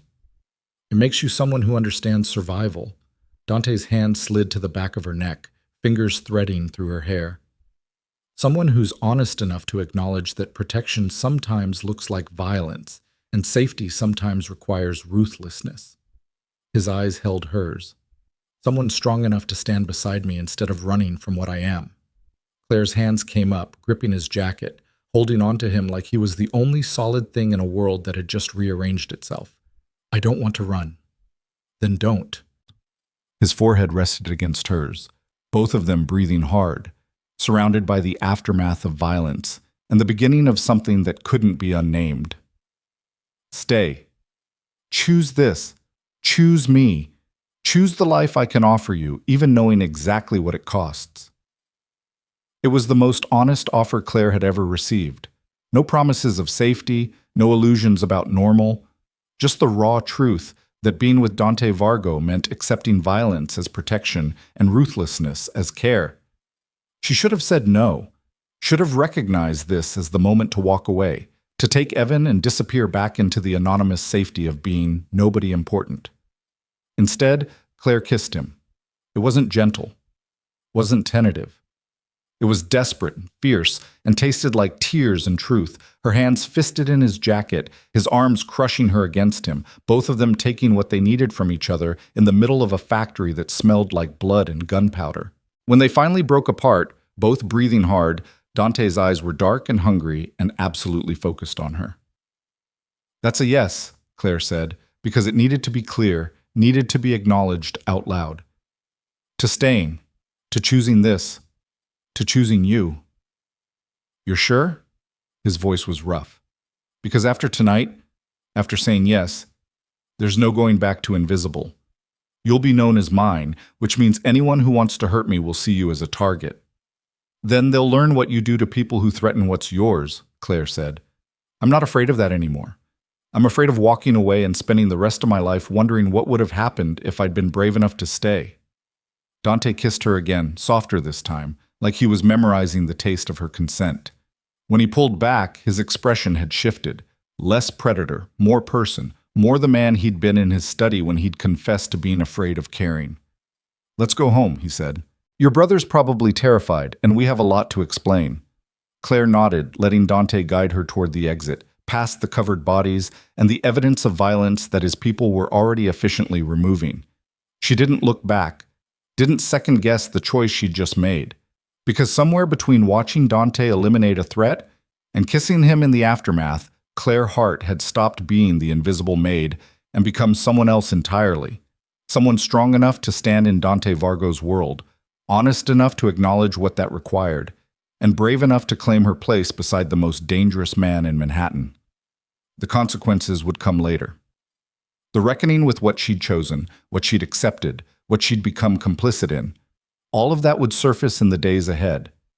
But right now, walking out of that factory with Dante's hand solid in hers and her brother safe in the car outside, Claire felt something she hadn't felt in years. She felt powerful, and she felt seen, and she felt like maybe, finally, she'd found somewhere she belonged, even if that somewhere was beside a man who'd just committed murder to protect her, in a world where violence was currency and ruthlessness was survival. The city waited beyond the factory walls, glittering and merciless and utterly indifferent to the small drama of two people choosing each other despite every reason not to. Claire stepped into the cold October night, hands still locked in Dante's, and didn't look back. The car ride back to Manhattan was silent, except for Evan's occasional sharp intake of breath and the smooth hum of the engine. Claire sat in the back beside her brother, acutely aware of Dante in the front seat, of Marcus driving with the kind of focused calm that said, tonight was just another Tuesday, of the weight of what had just happened settling into her bones. Evan kept looking at her like she was a stranger, his eyes tracking between Claire and Dante with growing comprehension and something that might have been fear. "You're together," he said finally, voice hoarse. "You and him. That's what this is." Claire's hand found his, squeezed. "It's complicated." "Complicated?" Evan's laugh was brittle. "Claire, he just killed people. Multiple people. I watched him shoot that guy in the head like it was nothing, like—" He stopped, swallowing hard. "And you kissed him. After. You kissed him in a building full of bodies, and you looked like—" "Like what?" Claire asked quietly. "Like you were right where you belonged." Evan pulled his hand away, pressing it against his eyes. "What happened to you? When did you become someone who's okay with murder?" The question landed like a punch, and Claire didn't have a good answer. When had she become okay with it? Was it when Dante had stood over Duca's body without remorse?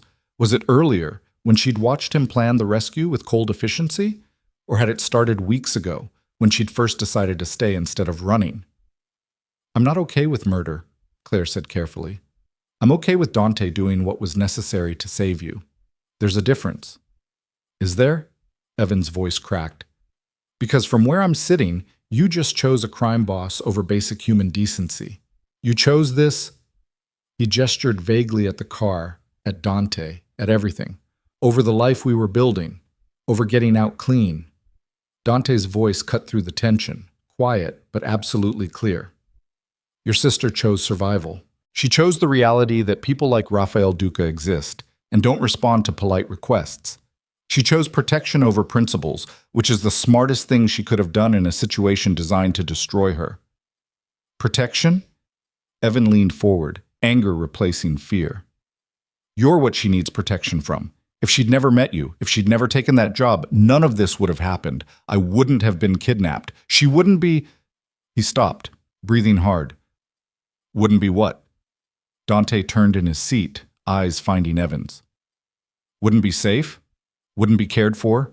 Wouldn't have someone willing to burn the world down to keep her alive?" His tone was conversational, but steel ran underneath.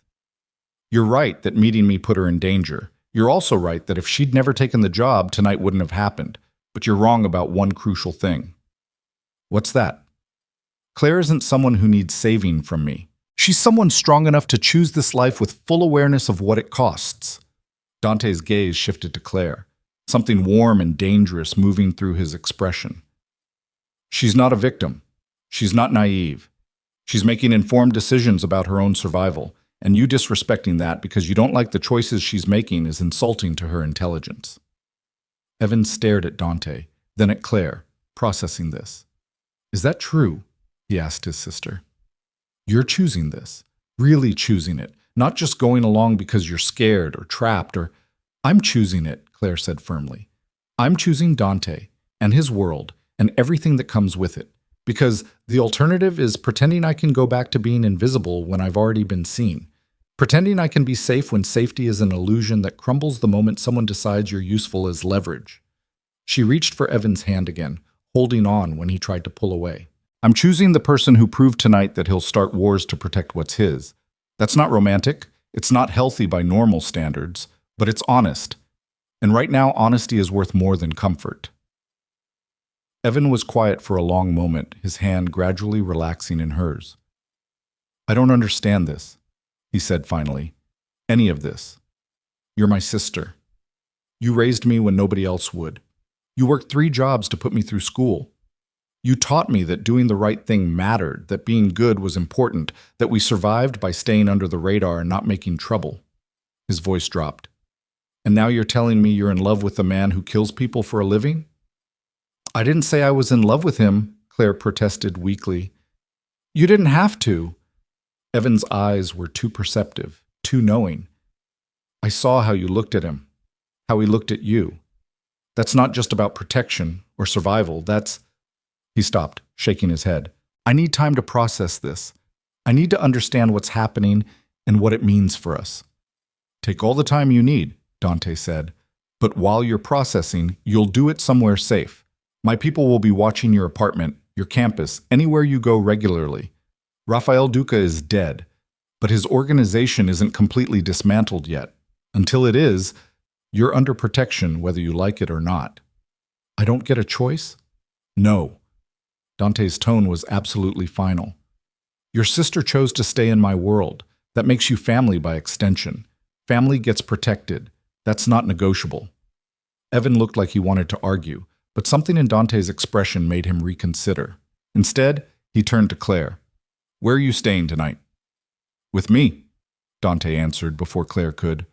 She's not going back to that apartment until we've swept it for security vulnerabilities and installed proper protection. Starting tomorrow, she'll have options. Tonight, she stays where I can keep her safe. Claire should have argued, should have insisted on her independence, on maintaining some separation between her life and Dante's. But the truth was, she didn't want to be alone tonight, didn't want to process what had happened in the sterile isolation of her studio apartment.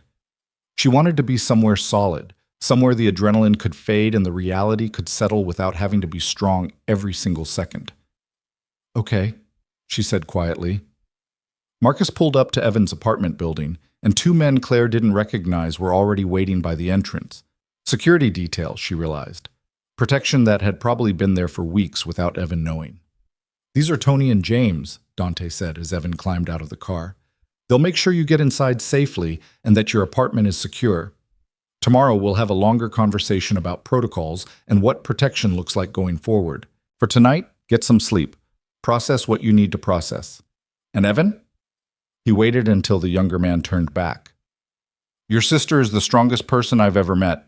Whatever you think about me, about this situation, don't underestimate her ability to know what's best for herself. Evan nodded slowly, something shifting in his expression. Then he leaned back into the car, hugging Claire hard enough that she felt his hands shaking. Be careful, he whispered against her hair. Please be careful. I will, Claire promised. I'll call you tomorrow. The car pulled away and Claire watched her brother disappear into his building surrounded by guards she'd never noticed before, protected by an organization she was now irrevocably part of. The penthouse was dark when they arrived, most of the staff long gone for the night. Marcus disappeared immediately, probably to file reports or coordinate with teams still cleaning up the aftermath in Jersey. That left Claire and Dante alone in the massive space, the city lights casting long shadows across marble floors. You should eat something, Dante said, heading toward the kitchen. When was the last time you had food? Claire tried to remember. The sandwich Mrs. Chen gave me. Before the factory. Before the violence. Before everything changed. Dante was already moving through the kitchen with surprising competence, pulling ingredients from the refrigerator and setting them on the counter. Sit. I'll make something simple. Claire sat at the kitchen island, watching him work. It was strange seeing Dante Vargo, crime boss, killer, emperor of Manhattan's underworld, making what looked like grilled cheese sandwiches with the same focused attention he brought to planning military operations. You cook, she said, more statement than question. I survive. He flipped one sandwich, the butter sizzling. Growing up, staff were liabilities. People who could be bought, who could poison food, who could report your movements to rivals. I learned to take care of myself early. He glanced at her. Some habits stick. The sandwiches were perfect. Crispy bread, melted cheese, exactly the kind of simple comfort food Claire didn't know she needed. Dante made two, sliding one across to her before taking the other for himself. They ate in silence for a few minutes, the normalcy of the moment surreal after everything that had happened. Tell me about him, Dante said finally. Your father. The one who taught you to be invisible. Claire looked up sharply. How did you... Because people don't learn to disappear that thoroughly without a reason. Because the way you move, the way you avoid attention, the way you make yourself small, that's trained behavior. Survival instinct developed young. His eyes were gentle despite the invasive question. I recognize it because I have the same training, just pointed in a different direction. Claire set down her half-eaten sandwich, appetite suddenly gone. She'd never talked about this, not even with Evan, who'd been too young to remember most of it. "He wasn't my father," she said quietly. "He was Evan's, my mother's second husband. I was 8 when they married, and he—" She stopped, the memories pressing against old walls she'd built to contain them. "He had rules. Don't speak unless spoken to. Don't draw attention. Don't be a burden. When I broke the rules, there were consequences." Dante's expression didn't change, but something cold moved through his eyes. "What kind of consequences?" "The kind that teach you to be very, very invisible." Claire's voice was steady, matter-of-fact, like she was discussing someone else's life. "He died when I was 14, drunk driving. My mother followed 2 years later, pills and vodka, accidental overdose is what they called it. Evan was 9. I became his guardian at 16, lied about my age to keep us out of the system, worked whatever jobs I could find that didn't ask too many questions. And you've been protecting him ever since." Dante pushed his plate away, attention fully on her now. "Taking care of him, making sure he had opportunities you never got, keeping yourself invisible so he could be seen." "Yes." "That stops now." Claire blinked. "What?" "The invisibility, the self-erasure, the idea that you don't matter as much as everyone else around you." Dante stood, moving around the island to stand in front of her. "You matter to me. You matter enough that I killed for you tonight, would kill again tomorrow if needed, would burn this entire city down if it meant keeping you safe. That's not hyperbole, that's fact." "Dante, I need you to understand something." He cupped her face, thumbs tracing her cheekbones. "What happened tonight, watching me kill Duca, choosing to stay, kissing me in that factory, that wasn't trauma bonding. That wasn't shock making you irrational. That was you finally seeing yourself the way I've seen you since the first day you walked into this penthouse." "How's that?" "As someone extraordinary pretending to be ordinary, someone strong pretending to be weak, someone who deserves to be protected and cherished and fought for, even if she spent her entire life believing the opposite." His forehead rested against hers. "I'm selfish enough to want you, ruthless enough to keep you, and honest enough to admit that I need you more than you need me. But Claire?"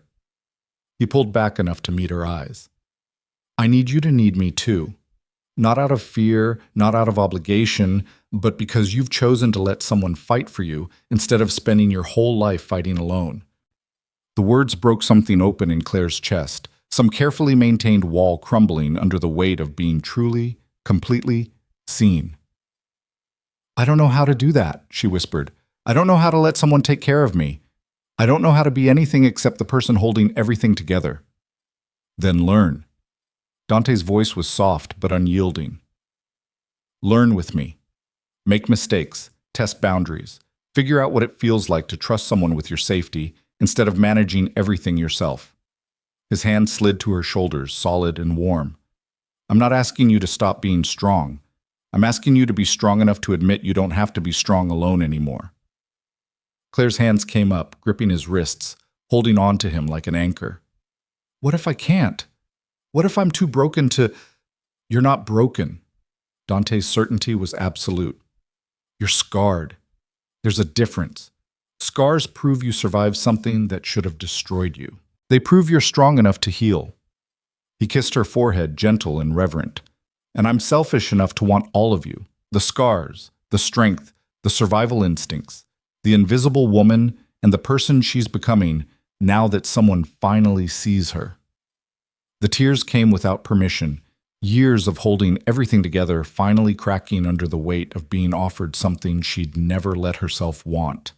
Dante held her while she cried, one hand in her hair, the other wrapped around her waist, keeping her together while she fell apart. He didn't try to fix it, didn't tell her everything would be okay, just held her with the same ruthless efficiency he brought to everything else, absolute and uncompromising and exactly what she needed. When the tears finally stopped, Claire pulled back, wiping her face with shaking hands. "Sorry, I don't usually—" "Don't apologize." Dante's thumb caught a stray tear. "Not for this. Not with me." "What happens now?" Claire asked, because the practical questions were easier than the emotional ones. Now we deal with reality. Dante's tone shifted, businesslike. Tomorrow, we'll move your things from your apartment to somewhere more secure. You'll stay here until we find you a place that meets security requirements, or, he paused, you can stay here permanently if you want. I have plenty of space. That's a big step. I killed 9 people tonight to protect you and your brother. Moving in together seems relatively minor in comparison. His dry humor made her laugh despite everything. What about Evan? He's not okay with any of this. He'll come around. He's smart enough to recognize that his sister's happiness matters more than his comfort with how she achieves it. Dante's confidence was unshakable. And if he doesn't, we'll deal with that too. Family is complicated. This won't be the last difficult conversation. Claire thought about her brother's face, the fear and confusion and betrayal. He thinks I've changed, thinks I've become someone he doesn't recognize. Have you? The question hung between them, honest and important. I don't know, Claire admitted. I feel like I'm the same person I've always been. She searched for words. Finally allowed to be honest about what survival looks like. I spent years pretending that being invisible was safety, that being small was smart. But tonight proved that was an illusion. The moment I mattered to you, I became visible whether I wanted to or not. So now I can either hide from that visibility and pretend I'm still safe, or I can accept it and learn to navigate this world with the same competence I've brought to everything else. And which are you choosing? I'm choosing to be visible. Claire's voice was steady. I'm choosing you. I'm choosing this life, with full awareness that it's dangerous and complicated and nothing like what I planned. But it's honest, and right now, honesty feels more valuable than safety. Dante studied her for a long moment, something like pride moving through his expression. You're going to be terrifying in this world. You know that, right? Why? Because you have no illusions about what I am, what this life requires, what choosing me means. You walked into that factory, watched me kill a man, and chose to stay. That's not naivety. That's clear-eyed acceptance of reality. People in my world spend years learning to stomach violence.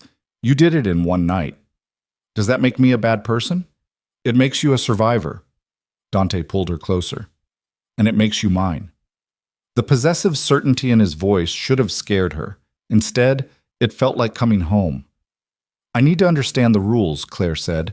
If I'm staying in your world, I need to know how it works. What's expected, what it's forbidden, what keeps me alive versus what gets me killed. Smart. Dante's approval was evident. Come with me. He led her through the penthouse to his private study, the same room where they'd shared whiskey and confessions what felt like years ago, but was actually just hours. He pulled a folder from his desk, thick with documents and photographs. This is my world, Dante said, opening the folder. Territory maps, organizational charts, ally and enemy identification, protocol documents, everything you need to navigate Manhattan's underworld without getting yourself killed. Claire stared at the information, overwhelmed by the complexity. You're trusting me with this? You're already in my world. Might as well give you the tools to survive it. He pointed to a photograph.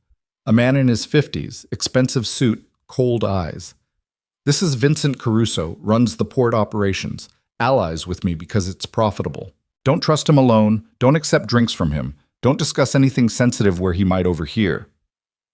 They spent the next hour going through names and faces, territories and alliances, the invisible map of power that ran underneath Manhattan's official structures. Dante explained each connection with clinical precision, teaching Claire to recognize friend from foe, real threat from posturing, the signals that meant danger versus the ones that meant opportunity. Why are you telling me all this? Claire asked finally. If something happened to you, if I was captured, this information could destroy your organization. If something happens to me, my organization falls apart regardless of what information you have. Dante's tone was matter of fact. And if you're captured, his expression went cold. Whoever has you will be dead before they can ask the first question. So the risk is minimal, and the benefit of you understanding my world is substantial. What benefit? You can't be used against me if you understand how to protect yourself. You can't be manipulated if you know who's trustworthy and who isn't. You can't be frightened by threats if you understand the actual power dynamics at play. He closed the folder. I'm not giving you this information to burden you. I'm giving it to you because knowledge is protection, and I want you protected in every way possible. Claire absorbed this, understanding the gift he was offering. Thank you. Don't thank me yet. There's more. Dante pulled out another folder, this one thinner. These are the consequences of staying with me, the reality of what being mine means in practical terms. The folder contained news clippings, police reports, photographs of crime scenes, evidence of what happened to people who got too close to Dante Vargo and either betrayed him or were used as leverage against him. I want you to see this, Dante said quietly. I want you to understand that the violence tonight wasn't unusual. It's what I do when someone threatens what's mine. It's who I am underneath the expensive suits and the careful control. And if you stay, you're accepting that person, not the version I show at parties, not the businessman facade, but the man who kills without hesitation when something I care about is endangered. Claire looked through the folder with growing understanding. Some of the photographs were brutal, evidence of punishment delivered with creative cruelty, messages sent with maximum violence, the kind of calculated viciousness that made Rafael Duca's death look merciful by comparison. I need you to be sure, Dante continued, because once you're fully in my world, once everyone knows you're mine, leaving becomes exponentially more dangerous. You become a target for anyone who wants leverage against me, and you become a liability if you try to walk away because you know too much. This choice, staying with me, is permanent in ways that have nothing to do with feelings and everything to do with survival. Claire set down the folder, turning to face him directly. You're trying to scare me away. I'm trying to make sure you understand what you're choosing. I understand perfectly. She moved closer, hands coming up to frame his face. You're dangerous, ruthless, violent when threatened, and absolutely terrifying to your enemies. You've built an empire on fear and control, and you maintain it through calculated brutality. You kill people who cross you, and you do it without hesitation or remorse. Her thumbs traced his cheekbones, and knowing all of that, understanding exactly what it means, I'm still choosing to stay. Because you're also the person who saved my brother, who protected me when you didn't have to, who's offering me knowledge instead of ignorance and partnership instead of possession. You're both the monster and the man, and I'm choosing both. But Dante's hands covered hers, holding them against his face. You're either the bravest person I've ever met or the most foolish. Can I be both? His laugh was surprised and genuine, some of the tension leaving his shoulders. Yes, you can definitely be both. They stood like that for a long moment, the weight of the choice settling between them, the reality of what they were building together taking shape. I need to tell you something, Dante said finally. Something I haven't told anyone in 18 years. Claire waited, sensing this was important. When my father died, when I took over this organization at 16, I made a promise to myself. His voice was distant, remembering. I promised I'd never care about anyone enough to be vulnerable again, that I'd never let anyone close enough to be used against me, that I'd build something so powerful, so terrifying, that threats would be eliminated before they materialized. His eyes found hers. I kept that promise for 18 years, built an empire on isolation and control, convinced myself that being alone was strength. What changed? You did. His honesty was raw. You walked into my home, and I couldn't stop noticing you. Couldn't stop wanting to know you. Couldn't stop breaking the rules I'd set for myself just to have an excuse to talk to you. His hands tightened on hers. You terrified me, Claire. Still do. Because caring about you means being vulnerable in ways I swore I'd never allow again. And now, after tonight, after watching you choose this world with full knowledge of what it costs, I'm more terrified than ever. Why? Because now I have something to lose. The confession was barely above a whisper. I have you to lose. And that makes me more dangerous than I've ever been, because I'll do anything, destroy anyone, burn any bridge, break any rule to make sure I don't. Claire understood what he was offering, not just his protection, not just his world, but his vulnerability. The carefully guarded truth that he needed her as much as she was beginning to need him. Then don't lose me, she said simply. Keep me safe. Teach me to survive in your world. And let me be strong enough to stand beside you instead of behind you. Deal. Dante pulled her closer, wrapping her in arms that felt like safety and danger combined. But Claire, tomorrow the real work starts. Tomorrow we make this official, make sure everyone in my world knows you're under my protection. That's going to be, he paused, intense, public, permanent. I'm ready. Are you? He pulled back enough to study her face. Because once I make that announcement, you stop being Claire Hart the maid and become Claire Hart, Dante Vargo's... He stopped, searching for the right word. Dante Vargo's what? Claire asked. Girlfriend? Partner? Liability? Everything, he said finally. You become everything to me, publicly and irrevocably, and that's a target that never goes away. Claire thought about Evan's fear, about the bodies in the factory, about the life she was choosing versus the one she was leaving behind, thought about invisibility and safety and all the illusions she'd maintained to survive. Good, she said. I'm tired of being invisible, tired of pretending I don't matter. If being yours means being seen, being targeted, being part of this dangerous world, then that's what I choose. Because the alternative is going back to being someone who doesn't exist except in the margins, and I can't do that anymore. Won't do that anymore. Dante's smile was fierce and proud and absolutely devastating. Then tomorrow, we make you visible in ways that ensure you're never forgotten. He kissed her then, deep and claiming and full of promises that had nothing to do with safety and everything to do with truth. Claire kissed him back, tasting danger and desire and the beginning of something that couldn't be unnamed or undone. When they finally broke apart, both breathing hard, the city lights glittered beyond the windows, Manhattan in all its ruthless, beautiful, merciless glory. Stay with me tonight, Dante said. Not a question, not quite a demand, something in between. Where else would I go? Claire asked, and meant it. He led her through the penthouse to rooms she'd cleaned but never entered as anything except staff, his hand solid in hers, their footsteps echoing in the quiet. The bedroom was massive, floor-to-ceiling windows, furniture that probably cost more than cars, and a bed that looked like it could sleep 4 people comfortably. I'll sleep somewhere else if you want space, Dante offered, but Claire shook her head. Stay. I don't want to be alone tonight.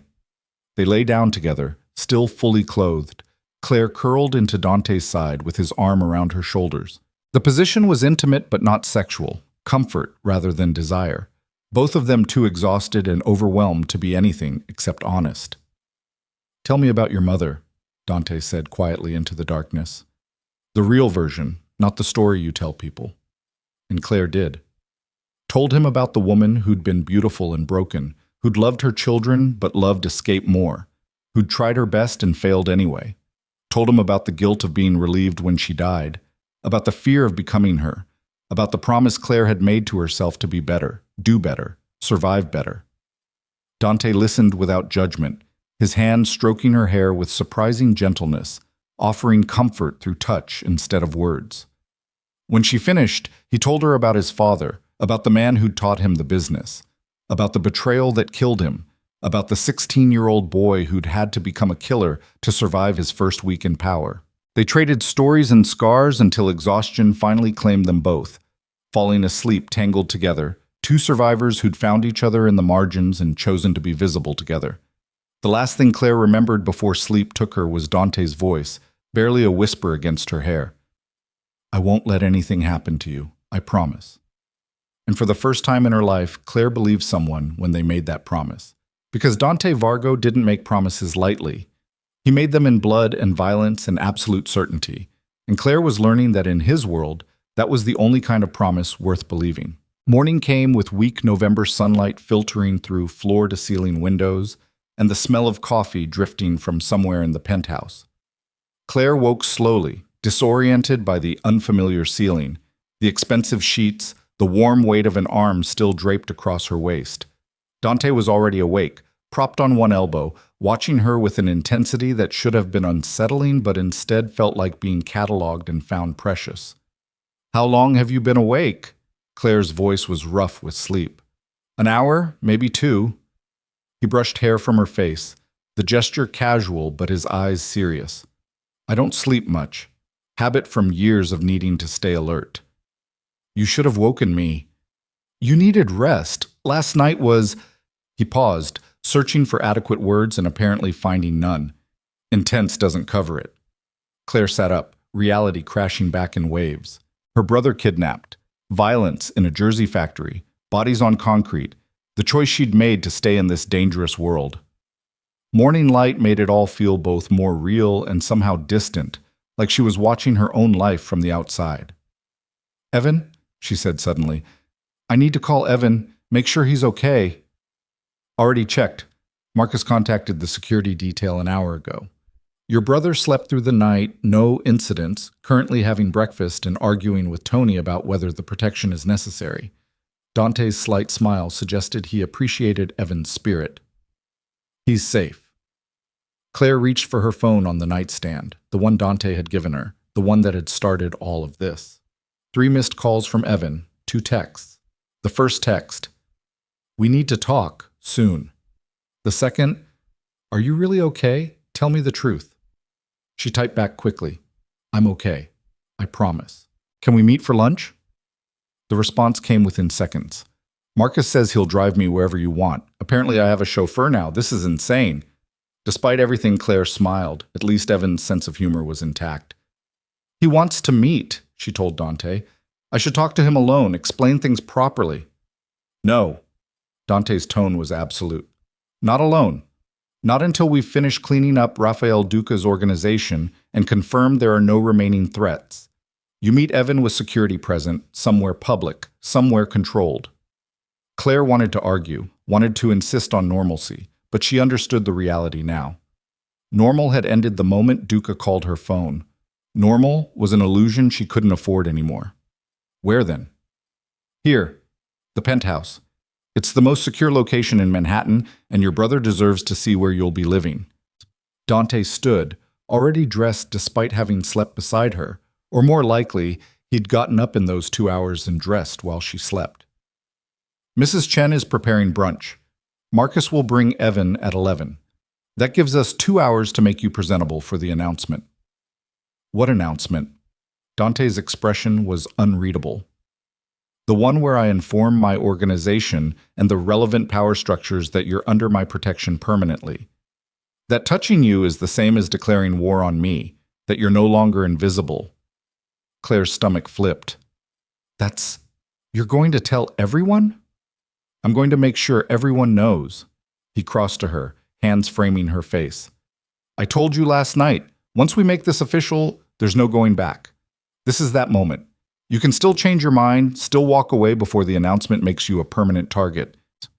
Claire thought about invisibility, about safety, about all the years she'd spent being someone who didn't matter. Thought about the alternative, being seen, being claimed, being part of something dangerous and honest and absolutely terrifying. I'm not walking away, she said. Then get dressed. We have work to do. The next 2 hours were a whirlwind of preparation that felt like being initiated into something ancient and inevitable.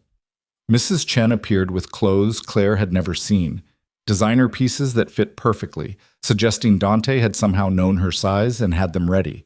A stylist arrived to do her hair and makeup, transforming her from the invisible maid into something polished and deliberate.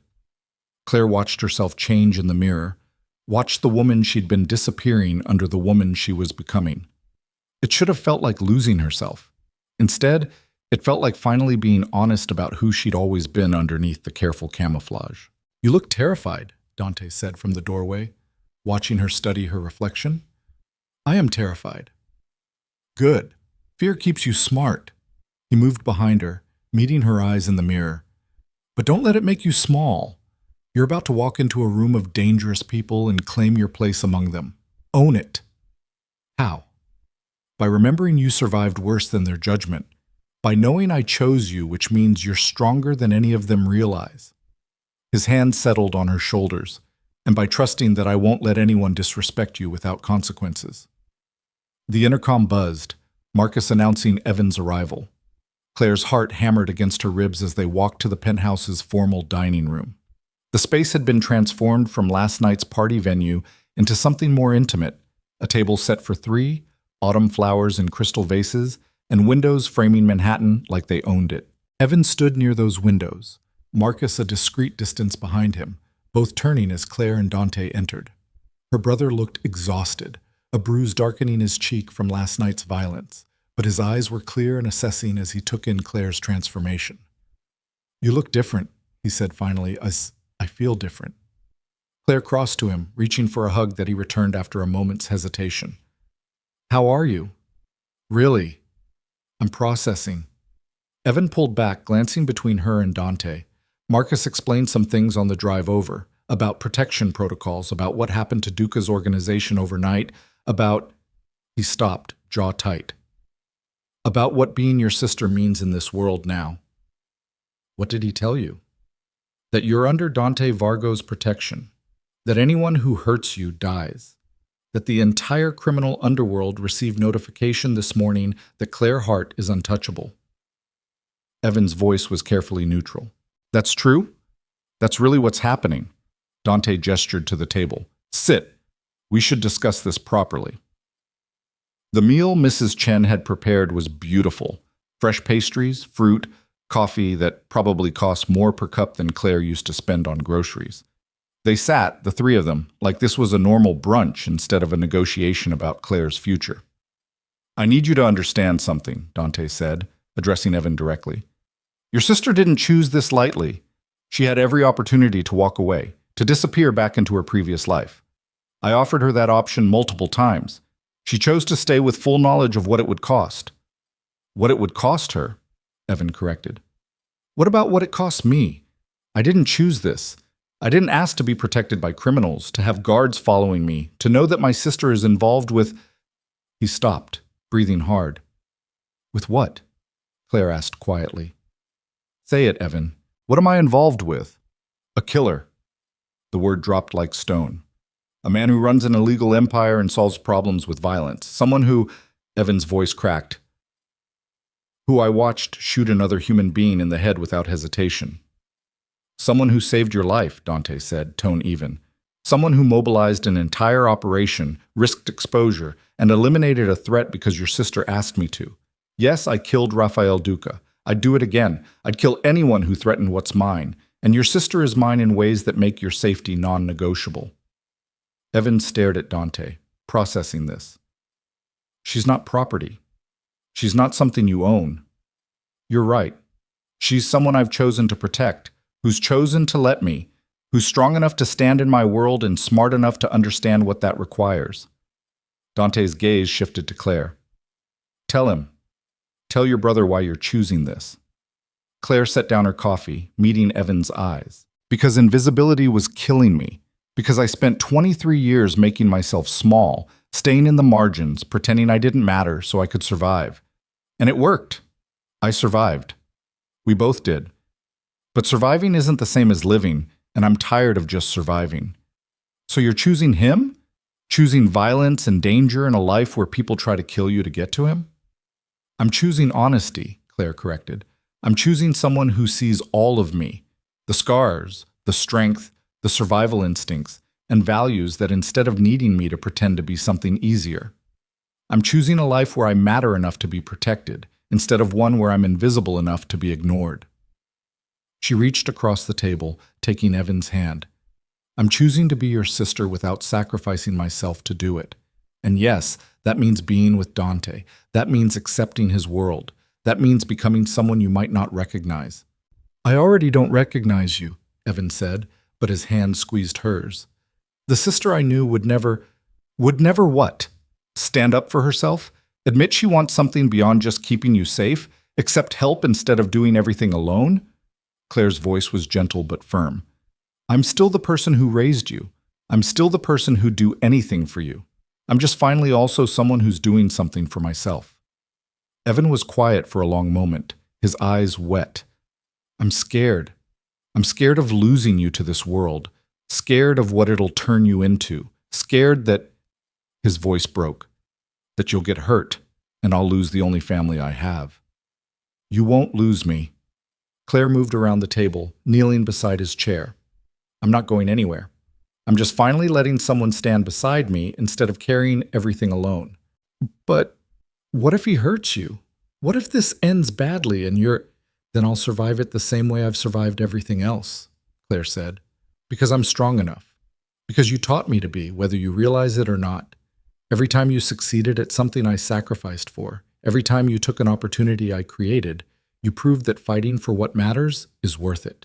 And Dante matters. This life matters. Being seen matters. Dante had been silent, letting them work through this, but now he spoke. I can't promise your sister will never be hurt. My world is dangerous, and choosing to be in it means accepting risk. But I can promise I'll do everything in my power to protect her. That anyone who threatens her will face consequences that make last night look merciful. That she'll have resources, security, and support most people never access. His eyes found Evan's. And I can promise that your education, your safety, your future, all of that is protected now too. Not as leverage, not as control, but because you matter to Claire, which makes you matter to me. I don't want your protection, Evan said, but it lacked conviction. You have it anyway.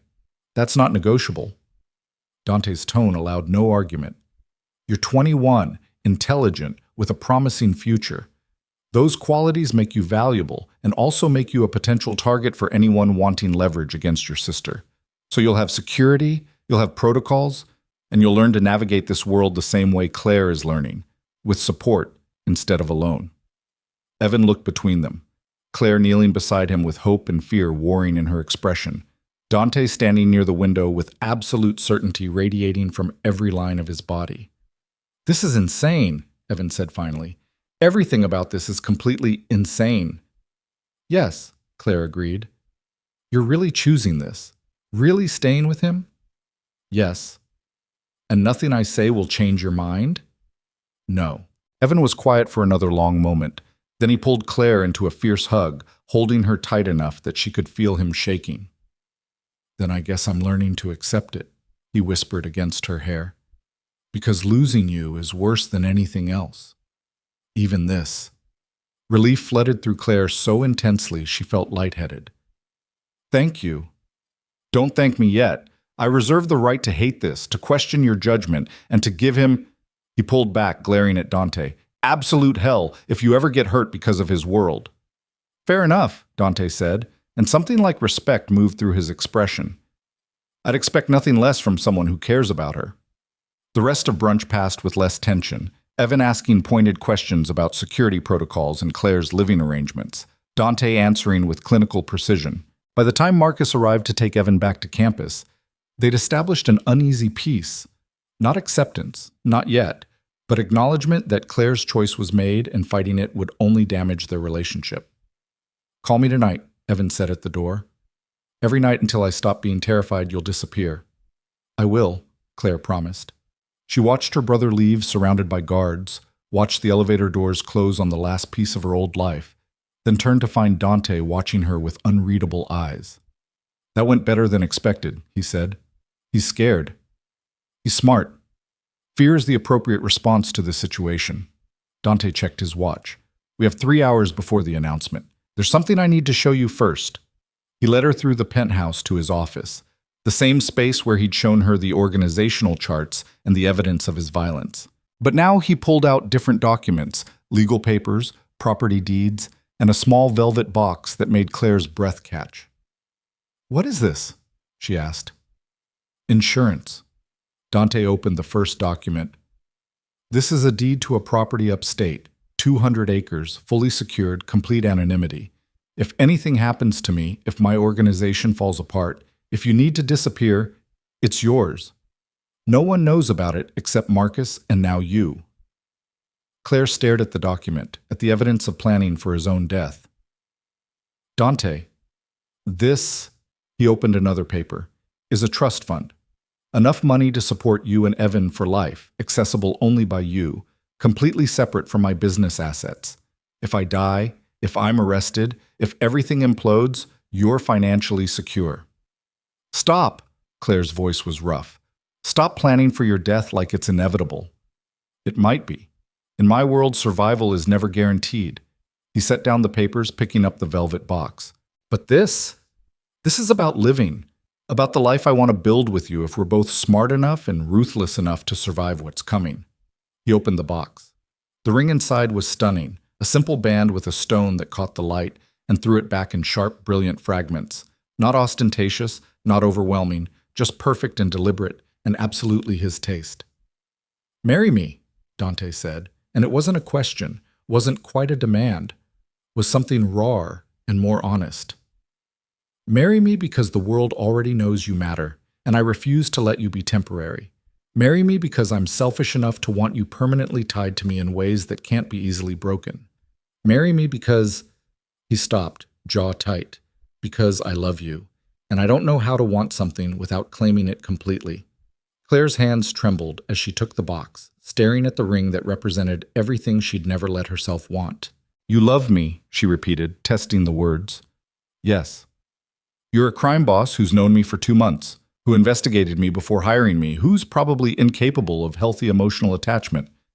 And you love me." "Yes." No hesitation, no qualification. "That's insane." "Probably." Dante's slight smile was self-aware. "But I've built an empire on understanding what I want and taking it. And I want you. Want to wake up beside you every morning. Want to teach you my world and learn yours. Want to protect you and be protected by you in return. Want to build something with you that's ours. Not just survival, not just strategy, but an actual life." "I don't know if I love you," Claire said honestly. "I know I choose you. I know I trust you in ways I've never trusted anyone. I know that being with you feels like finally being seen. But love," she swallowed hard, "I don't know if I know what that feels like." "Then marry me anyway." Dante took the ring from the box, holding it between them. "Marry me, and we'll figure out love together. Marry me, and let me spend the rest of my life proving I'm worth the risk you're taking. Marry me because pragmatically, legally, strategically, it's the smartest move for both of us." "That's the least romantic proposal I've ever heard." "It's the most honest one you'll ever get." His eyes held hers, winter gray and absolutely certain. "I'm not offering you fantasy, Claire. I'm offering you reality, the good, the bad, the violent, the tender, all of it. A life where you matter enough to be worth killing for. A partnership built on truth instead of illusion. And yes, legal protection that makes you untouchable in ways that informal commitment never could." Claire thought about invisibility, about safety, about the life she'd built on being someone who didn't matter. Thought about the alternative, being Dante Vargo's wife, being visible in the most dangerous way possible, being permanently, irrevocably his. "If I say yes," she said slowly, "I'm not just marrying you, I'm marrying your world, your organization, your violence, all of it. Yes. I'm becoming a permanent target for anyone who wants leverage against you. Yes. I'm giving up any chance at normal, at safe, at invisible. Yes." Dante moved closer, his free hand cupping her face. "But you're also gaining protection most people never access. Resources to build whatever life you want, and someone who'll burn the world down to keep you safe. That's the trade.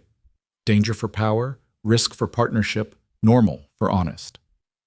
Claire looked at the ring, at Dante's face, at the choice being offered with brutal clarity.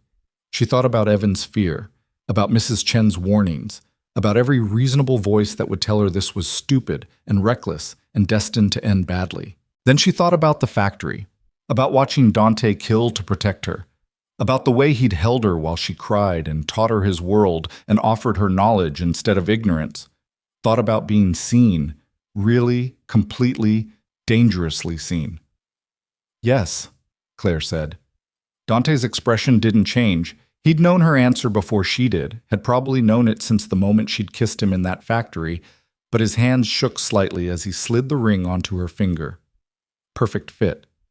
Of course it was. "You're sure?" he asked, because even certainty needed confirmation. "I'm terrified and probably making the worst decision of my life, and yes, I'm absolutely sure." Claire looked at the ring, at the physical proof of the choice she'd made. "When?" "Soon. I don't believe in long engagements." Dante pulled her closer, forehead resting against hers. 2 weeks? Maybe 3? Private ceremony? Minimal guests? Maximum security? Nothing public, nothing showy, just us and the legal commitment that makes you mine in ways the world has to respect. Romantic, Claire said dryly. Practical.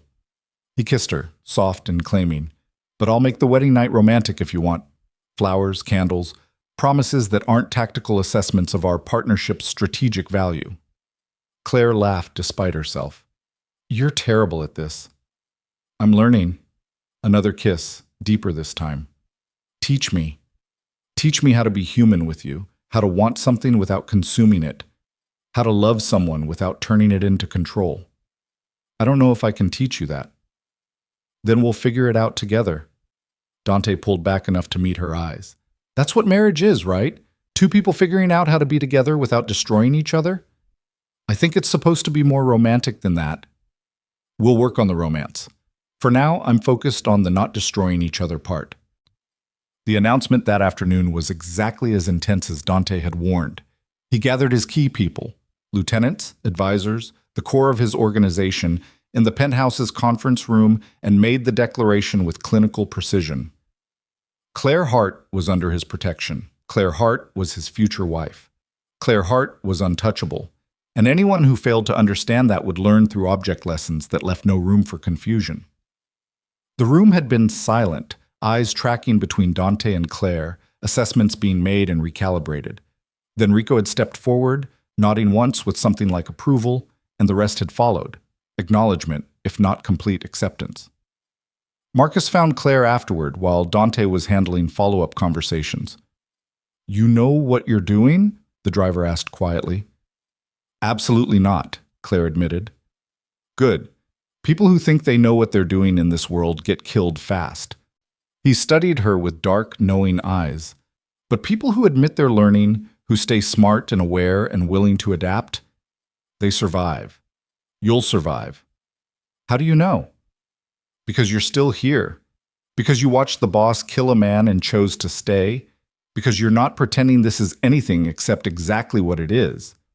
Marcus's slight smile was approving. That's rare. Most people need the illusion. You're brave enough to live without it. The next 2 weeks passed in a blur of preparation and adjustment. Claire moved completely into the penthouse, her few possessions from the studio apartment absorbed into Dante's space like they'd always belonged there. She continued learning his world, meeting allies, identifying threats, understanding the invisible map of power that ran underneath Manhattan's official structures. Evan called every night, slowly, grudgingly accepting that his sister was actually doing this. He met them for dinner twice, watching Claire and Dante interact with the analytical precision of someone looking for cracks, for signs that this was unhealthy or dangerous beyond the obvious ways. You're different with him, Evan said during the second dinner after Dante had stepped away to take a call. Not worse, just different, more yourself somehow. I am more myself, Claire said. I spent so long being invisible that I forgot there was something underneath worth showing. He reminds me. By being terrifying? By being honest, Claire smiled. He doesn't pretend to be safe, doesn't pretend this is normal. He just sees me, all of me. The broken parts, the strong parts, the parts I don't show anyone. And he values that instead of needing me to be easier. Evan had nodded slowly, something shifting in his expression. I still don't like this, but I'm starting to understand why you do. The wedding was planned for a private estate upstate, the property Dante had deeded to Claire, transformed for one night into something beautiful and deliberately separate from the dangerous world they inhabited. Minimal guests, Evan, Marcus, Mrs. Chen, Rico, and a handful of Dante's most trusted people. No spectacle, no performance, just the legal commitment and the promises that came with it. 3 days before the wedding, Claire woke to find Dante already dressed, staring out the bedroom windows at Manhattan's morning skyline. Second thoughts? She asked. Never. He turned, crossing to the bed and sitting beside her. But there's something you need to know. Something I should have told you before you agreed to this. Claire's stomach dropped. What? My father. The way he died. Dante's voice was carefully neutral. I told you it was rivals, that they made it look like an accident. That's true. What I didn't tell you is that they used someone he trusted to get close, someone he loved. Dante, her name was Elena. She was young, beautiful, and very good at pretending to care about a man 20 years her senior. His jaw was tight. She fed information to his rivals for 6 months before they made their move. Everything he did, everywhere he went, every weakness she could find, she sold all of it. And when they killed him, she disappeared with enough money to live comfortably for the rest of her life. Claire understood what he was confessing. You think I might do the same thing? No. The word was absolute. I know you won't, but I needed you to understand why I investigate people, why I'm cautious about trust, why I turned caring into control for 18 years. He took her hand, thumb tracing the engagement ring. I watched love destroy my father, watched him become vulnerable, watched him ignore warning signs because he wanted to believe someone cared, and I promised myself I'd never make that mistake. But you're marrying me because you're nothing like Elena. Dante's eyes held hers. You've had 100 opportunities to betray me, to sell information, to use what you know, to leverage my feelings into power or money or safety. You haven't. You've chosen to stay even when staying is dangerous, even when walking away would be smarter. You've chosen me with full knowledge of what I am, which means I can trust your choice in ways my father never could trust his. I would never betray you, Claire said. I know, but I needed you to know why trust is, he searched for words, complicated for me. Why I'll probably always verify, always investigate, always maintain some level of control. It's not about doubting you. It's about surviving trauma that taught me love was a weapon people used against you. Claire pulled him down beside her, wrapping around him with fierce protectiveness. Then we'll rewrite that lesson. We'll prove that love can be protection instead of vulnerability. That trusting someone doesn't mean being destroyed by them. Dante held her like she was the only solid thing in a shifting world. I don't know if I can do that. Then I'll do it for both of us until you believe it. Claire's voice was absolutely certain. I'm not Elena. I'm not your father's mistakes. I'm someone who's choosing you with clear eyes and honest intentions, and I'll spend however long it takes proving that love doesn't have to be a weapon. They stayed like that until Dante's phone buzzed with the day's first crisis, pulling him back into the world that required his attention. But something had shifted, some wall coming down, some truth acknowledged that made the space between them feel more real. The wedding day arrived with November snow dusting the upstate property, transforming it into something from a winter fairy tale. Claire stood in a private room, wearing a dress that was elegant and simple and absolutely her taste, while Mrs. Chen fussed with her hair and pretended her eyes weren't wet. You look beautiful, the older woman said, like someone who knows exactly what she's choosing. I do know, Claire said. Does that make me smart or stupid? Both, always both. Mrs. Chen squeezed her shoulders. But you're brave enough to choose the storm with open eyes, and that's worth something. Evan appeared in the doorway, wearing a suit that looked uncomfortable on him, his expression complicated. You're really doing this, he said. I really am. And you're happy? You're choosing this because you want to, not because you're trapped or scared or... I'm choosing this because for the first time in my life, I'm putting myself first. Claire crossed to her brother, taking his hands. Because I matter enough to fight for. Because Dante sees me and values me and offers me a life where I'm not just surviving in the margins. Yes, it's dangerous. Yes, it's unconventional. But it's honest. And right now, honesty is worth more than safety. Evan hugged her hard enough to wrinkle the dress. Then I'm happy for you. Terrified, but happy. The ceremony was short and deliberately simple. A judge Dante trusted. Words that were traditional but felt revolutionary when applied to a crime boss and the woman who'd chosen to stand beside him. Claire spoke her vows clearly, meaning every word about partnership and honesty and building something together. Dante's vows were equally honest, promising protection, promising truth, promising to spend his life proving he was worth the risk she was taking. When the judge pronounced them married, Dante kissed her like they were the only two people in the world, and Claire kissed him back with the certainty that she'd made the right choice, even if it was the dangerous one. The small reception afterward was warm despite the snow, filled with people who understood exactly what this marriage meant. Not romance, not fantasy, but strategic alliance built on genuine feeling. Rico gave a toast about loyalty. Marcus spoke about finding courage in unexpected places. Evan made everyone laugh with stories about Claire's stubborn determination, her inability to quit even when quitting was smart. And Dante, when it was his turn, simply said, "To my wife, who's strong enough to stand in my world and honest enough to make me want to be better in hers." They left before midnight, driving back to Manhattan through snow-quiet roads, Claire's hand in Dante's, the ring on her finger feeling both strange and right. The penthouse was dark when they arrived, the staff deliberately absent to give them privacy. Dante led Claire to the bedroom, the same space where they'd talked and slept and learned each other, now transformed with candles and flowers in his awkward attempt at romance. "You did this?"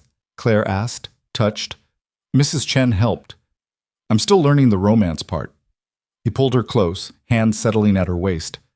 "But I meant what I said in my vows, about proving I'm worth the risk, about building something that's ours." "I know." Claire's hands came up, framing his face. "And I meant what I said too, about partnership, about honesty, about choosing you every day, not just today." They made love with the kind of fierce tenderness that came from truly seeing each other. Not the fantasy versions, not the careful masks, but the real, complicated, scarred people underneath. Dante was gentle and claiming by turns. Claire was brave and vulnerable, both of them taking and giving with equal intensity. Afterward, lying tangled together with Manhattan glittering beyond the windows, Dante traced patterns on Claire's shoulder. "I never thought I'd have this," he said quietly. "Partnership that's real instead of strategic. Someone who knows what I am and stays anyway. A reason to come home that isn't just safety." "You have it now." Claire's voice was drowsy but certain. "You have me. For better or worse, in violence and tenderness, for as long as we're both smart enough to survive this world." That's not traditional wedding vows. We're not a traditional couple. She kissed his shoulder. We're two people who found each other in the margins and chose to be visible together. That's better than traditional. The weeks that followed settled into a new rhythm. Claire became known in Dante's world not as the invisible maid, but as his wife. Someone to be respected, someone whose opinions mattered, someone protected by the kind of ruthless efficiency that kept most threats at bay. She learned to navigate the dangerous social structures, to recognize genuine allies from opportunists, to protect herself and, by extension, protect Dante's vulnerabilities. Evan gradually accepted the new reality, visiting regularly, slowly building a relationship with Dante that was based on grudging respect rather than affection. He finished his semester with excellent grades, started dating Marcus Chen seriously, and stopped looking at Claire like she'd become a stranger. The threats didn't disappear. They never would, not in Dante's world. But Claire learned to handle them with the same competence she'd brought to everything else. She wasn't naive about the violence, wasn't shocked when Dante had to eliminate problems with permanent solutions, wasn't surprised when danger materialized despite all precautions. She was simply present, aware, and absolutely certain that she'd chosen the right life even when it was the dangerous one. 6 months after the wedding, Claire woke to find Dante watching her again, that same intensity in his eyes that had been there the first morning. "What?" she asked, smiling. "I love you." He said it simply, like commenting on weather, but his voice was rough with emotion. "I know I told you when I proposed, but I don't think I understood what it meant then, what it feels like to love someone without it being a weakness. And what does it feel like?" "Like strength." Dante pulled her close, hands threading through her hair. "Like having someone who makes me want to survive instead of just endure. Like finally understanding that vulnerability isn't weakness when it's with the right person." Claire's eyes were wet. "I love you too. I didn't know it at first, didn't understand what it felt like, but I know now. I love you for seeing me, for teaching me your world, for being honest even when honesty is brutal, for being exactly who you are without apology." They stayed in bed longer than usual that morning, talking about futures and possibilities and the life they were building together. About maybe getting a dog, about teaching Claire to shoot properly, about whether they'd ever be ready for children in a world this dangerous, about all the normal things that felt revolutionary when applied to their decidedly abnormal life. Later, standing at the penthouse windows with coffee and watching Manhattan wake up, Claire thought about the woman she'd been 6 months ago. Invisible, scared, convinced that being small was survival.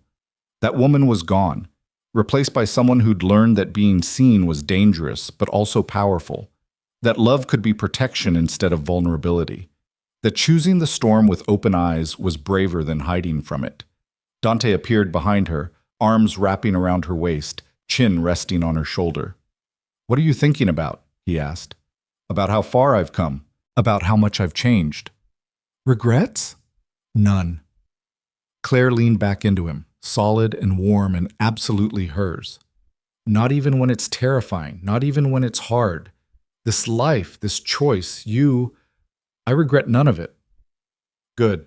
Dante kissed her temple. Because you're stuck with me now. For better or worse, in violence and tenderness, for as long as we're both smart enough to survive. That's still not traditional. We're still not traditional. His arms tightened. We're better. And standing there, wrapped in the arms of the most dangerous man in Manhattan, overlooking the city that had once made her invisible and now knew her name, Claire Vargo now, smiled. Because she'd finally found where she belonged. Not in the margins, not in the shadows, but standing beside someone who'd burned the world down to keep her safe. Someone who loved her ruthlessly and honestly and without apology. Someone who'd proven that being seen, being known, being claimed, that was worth every risk, every danger, every moment of terror. The city glittered below them, full of people living invisible lives, staying safe by staying small. Claire had been one of them once, but not anymore. Now she was visible, dangerous, and absolutely certain that she'd made the right choice. Even if it was the reckless one. Even if it was the terrifying one. Especially because it was the honest one. And in Dante Vargo's world, honesty was the most powerful weapon of all.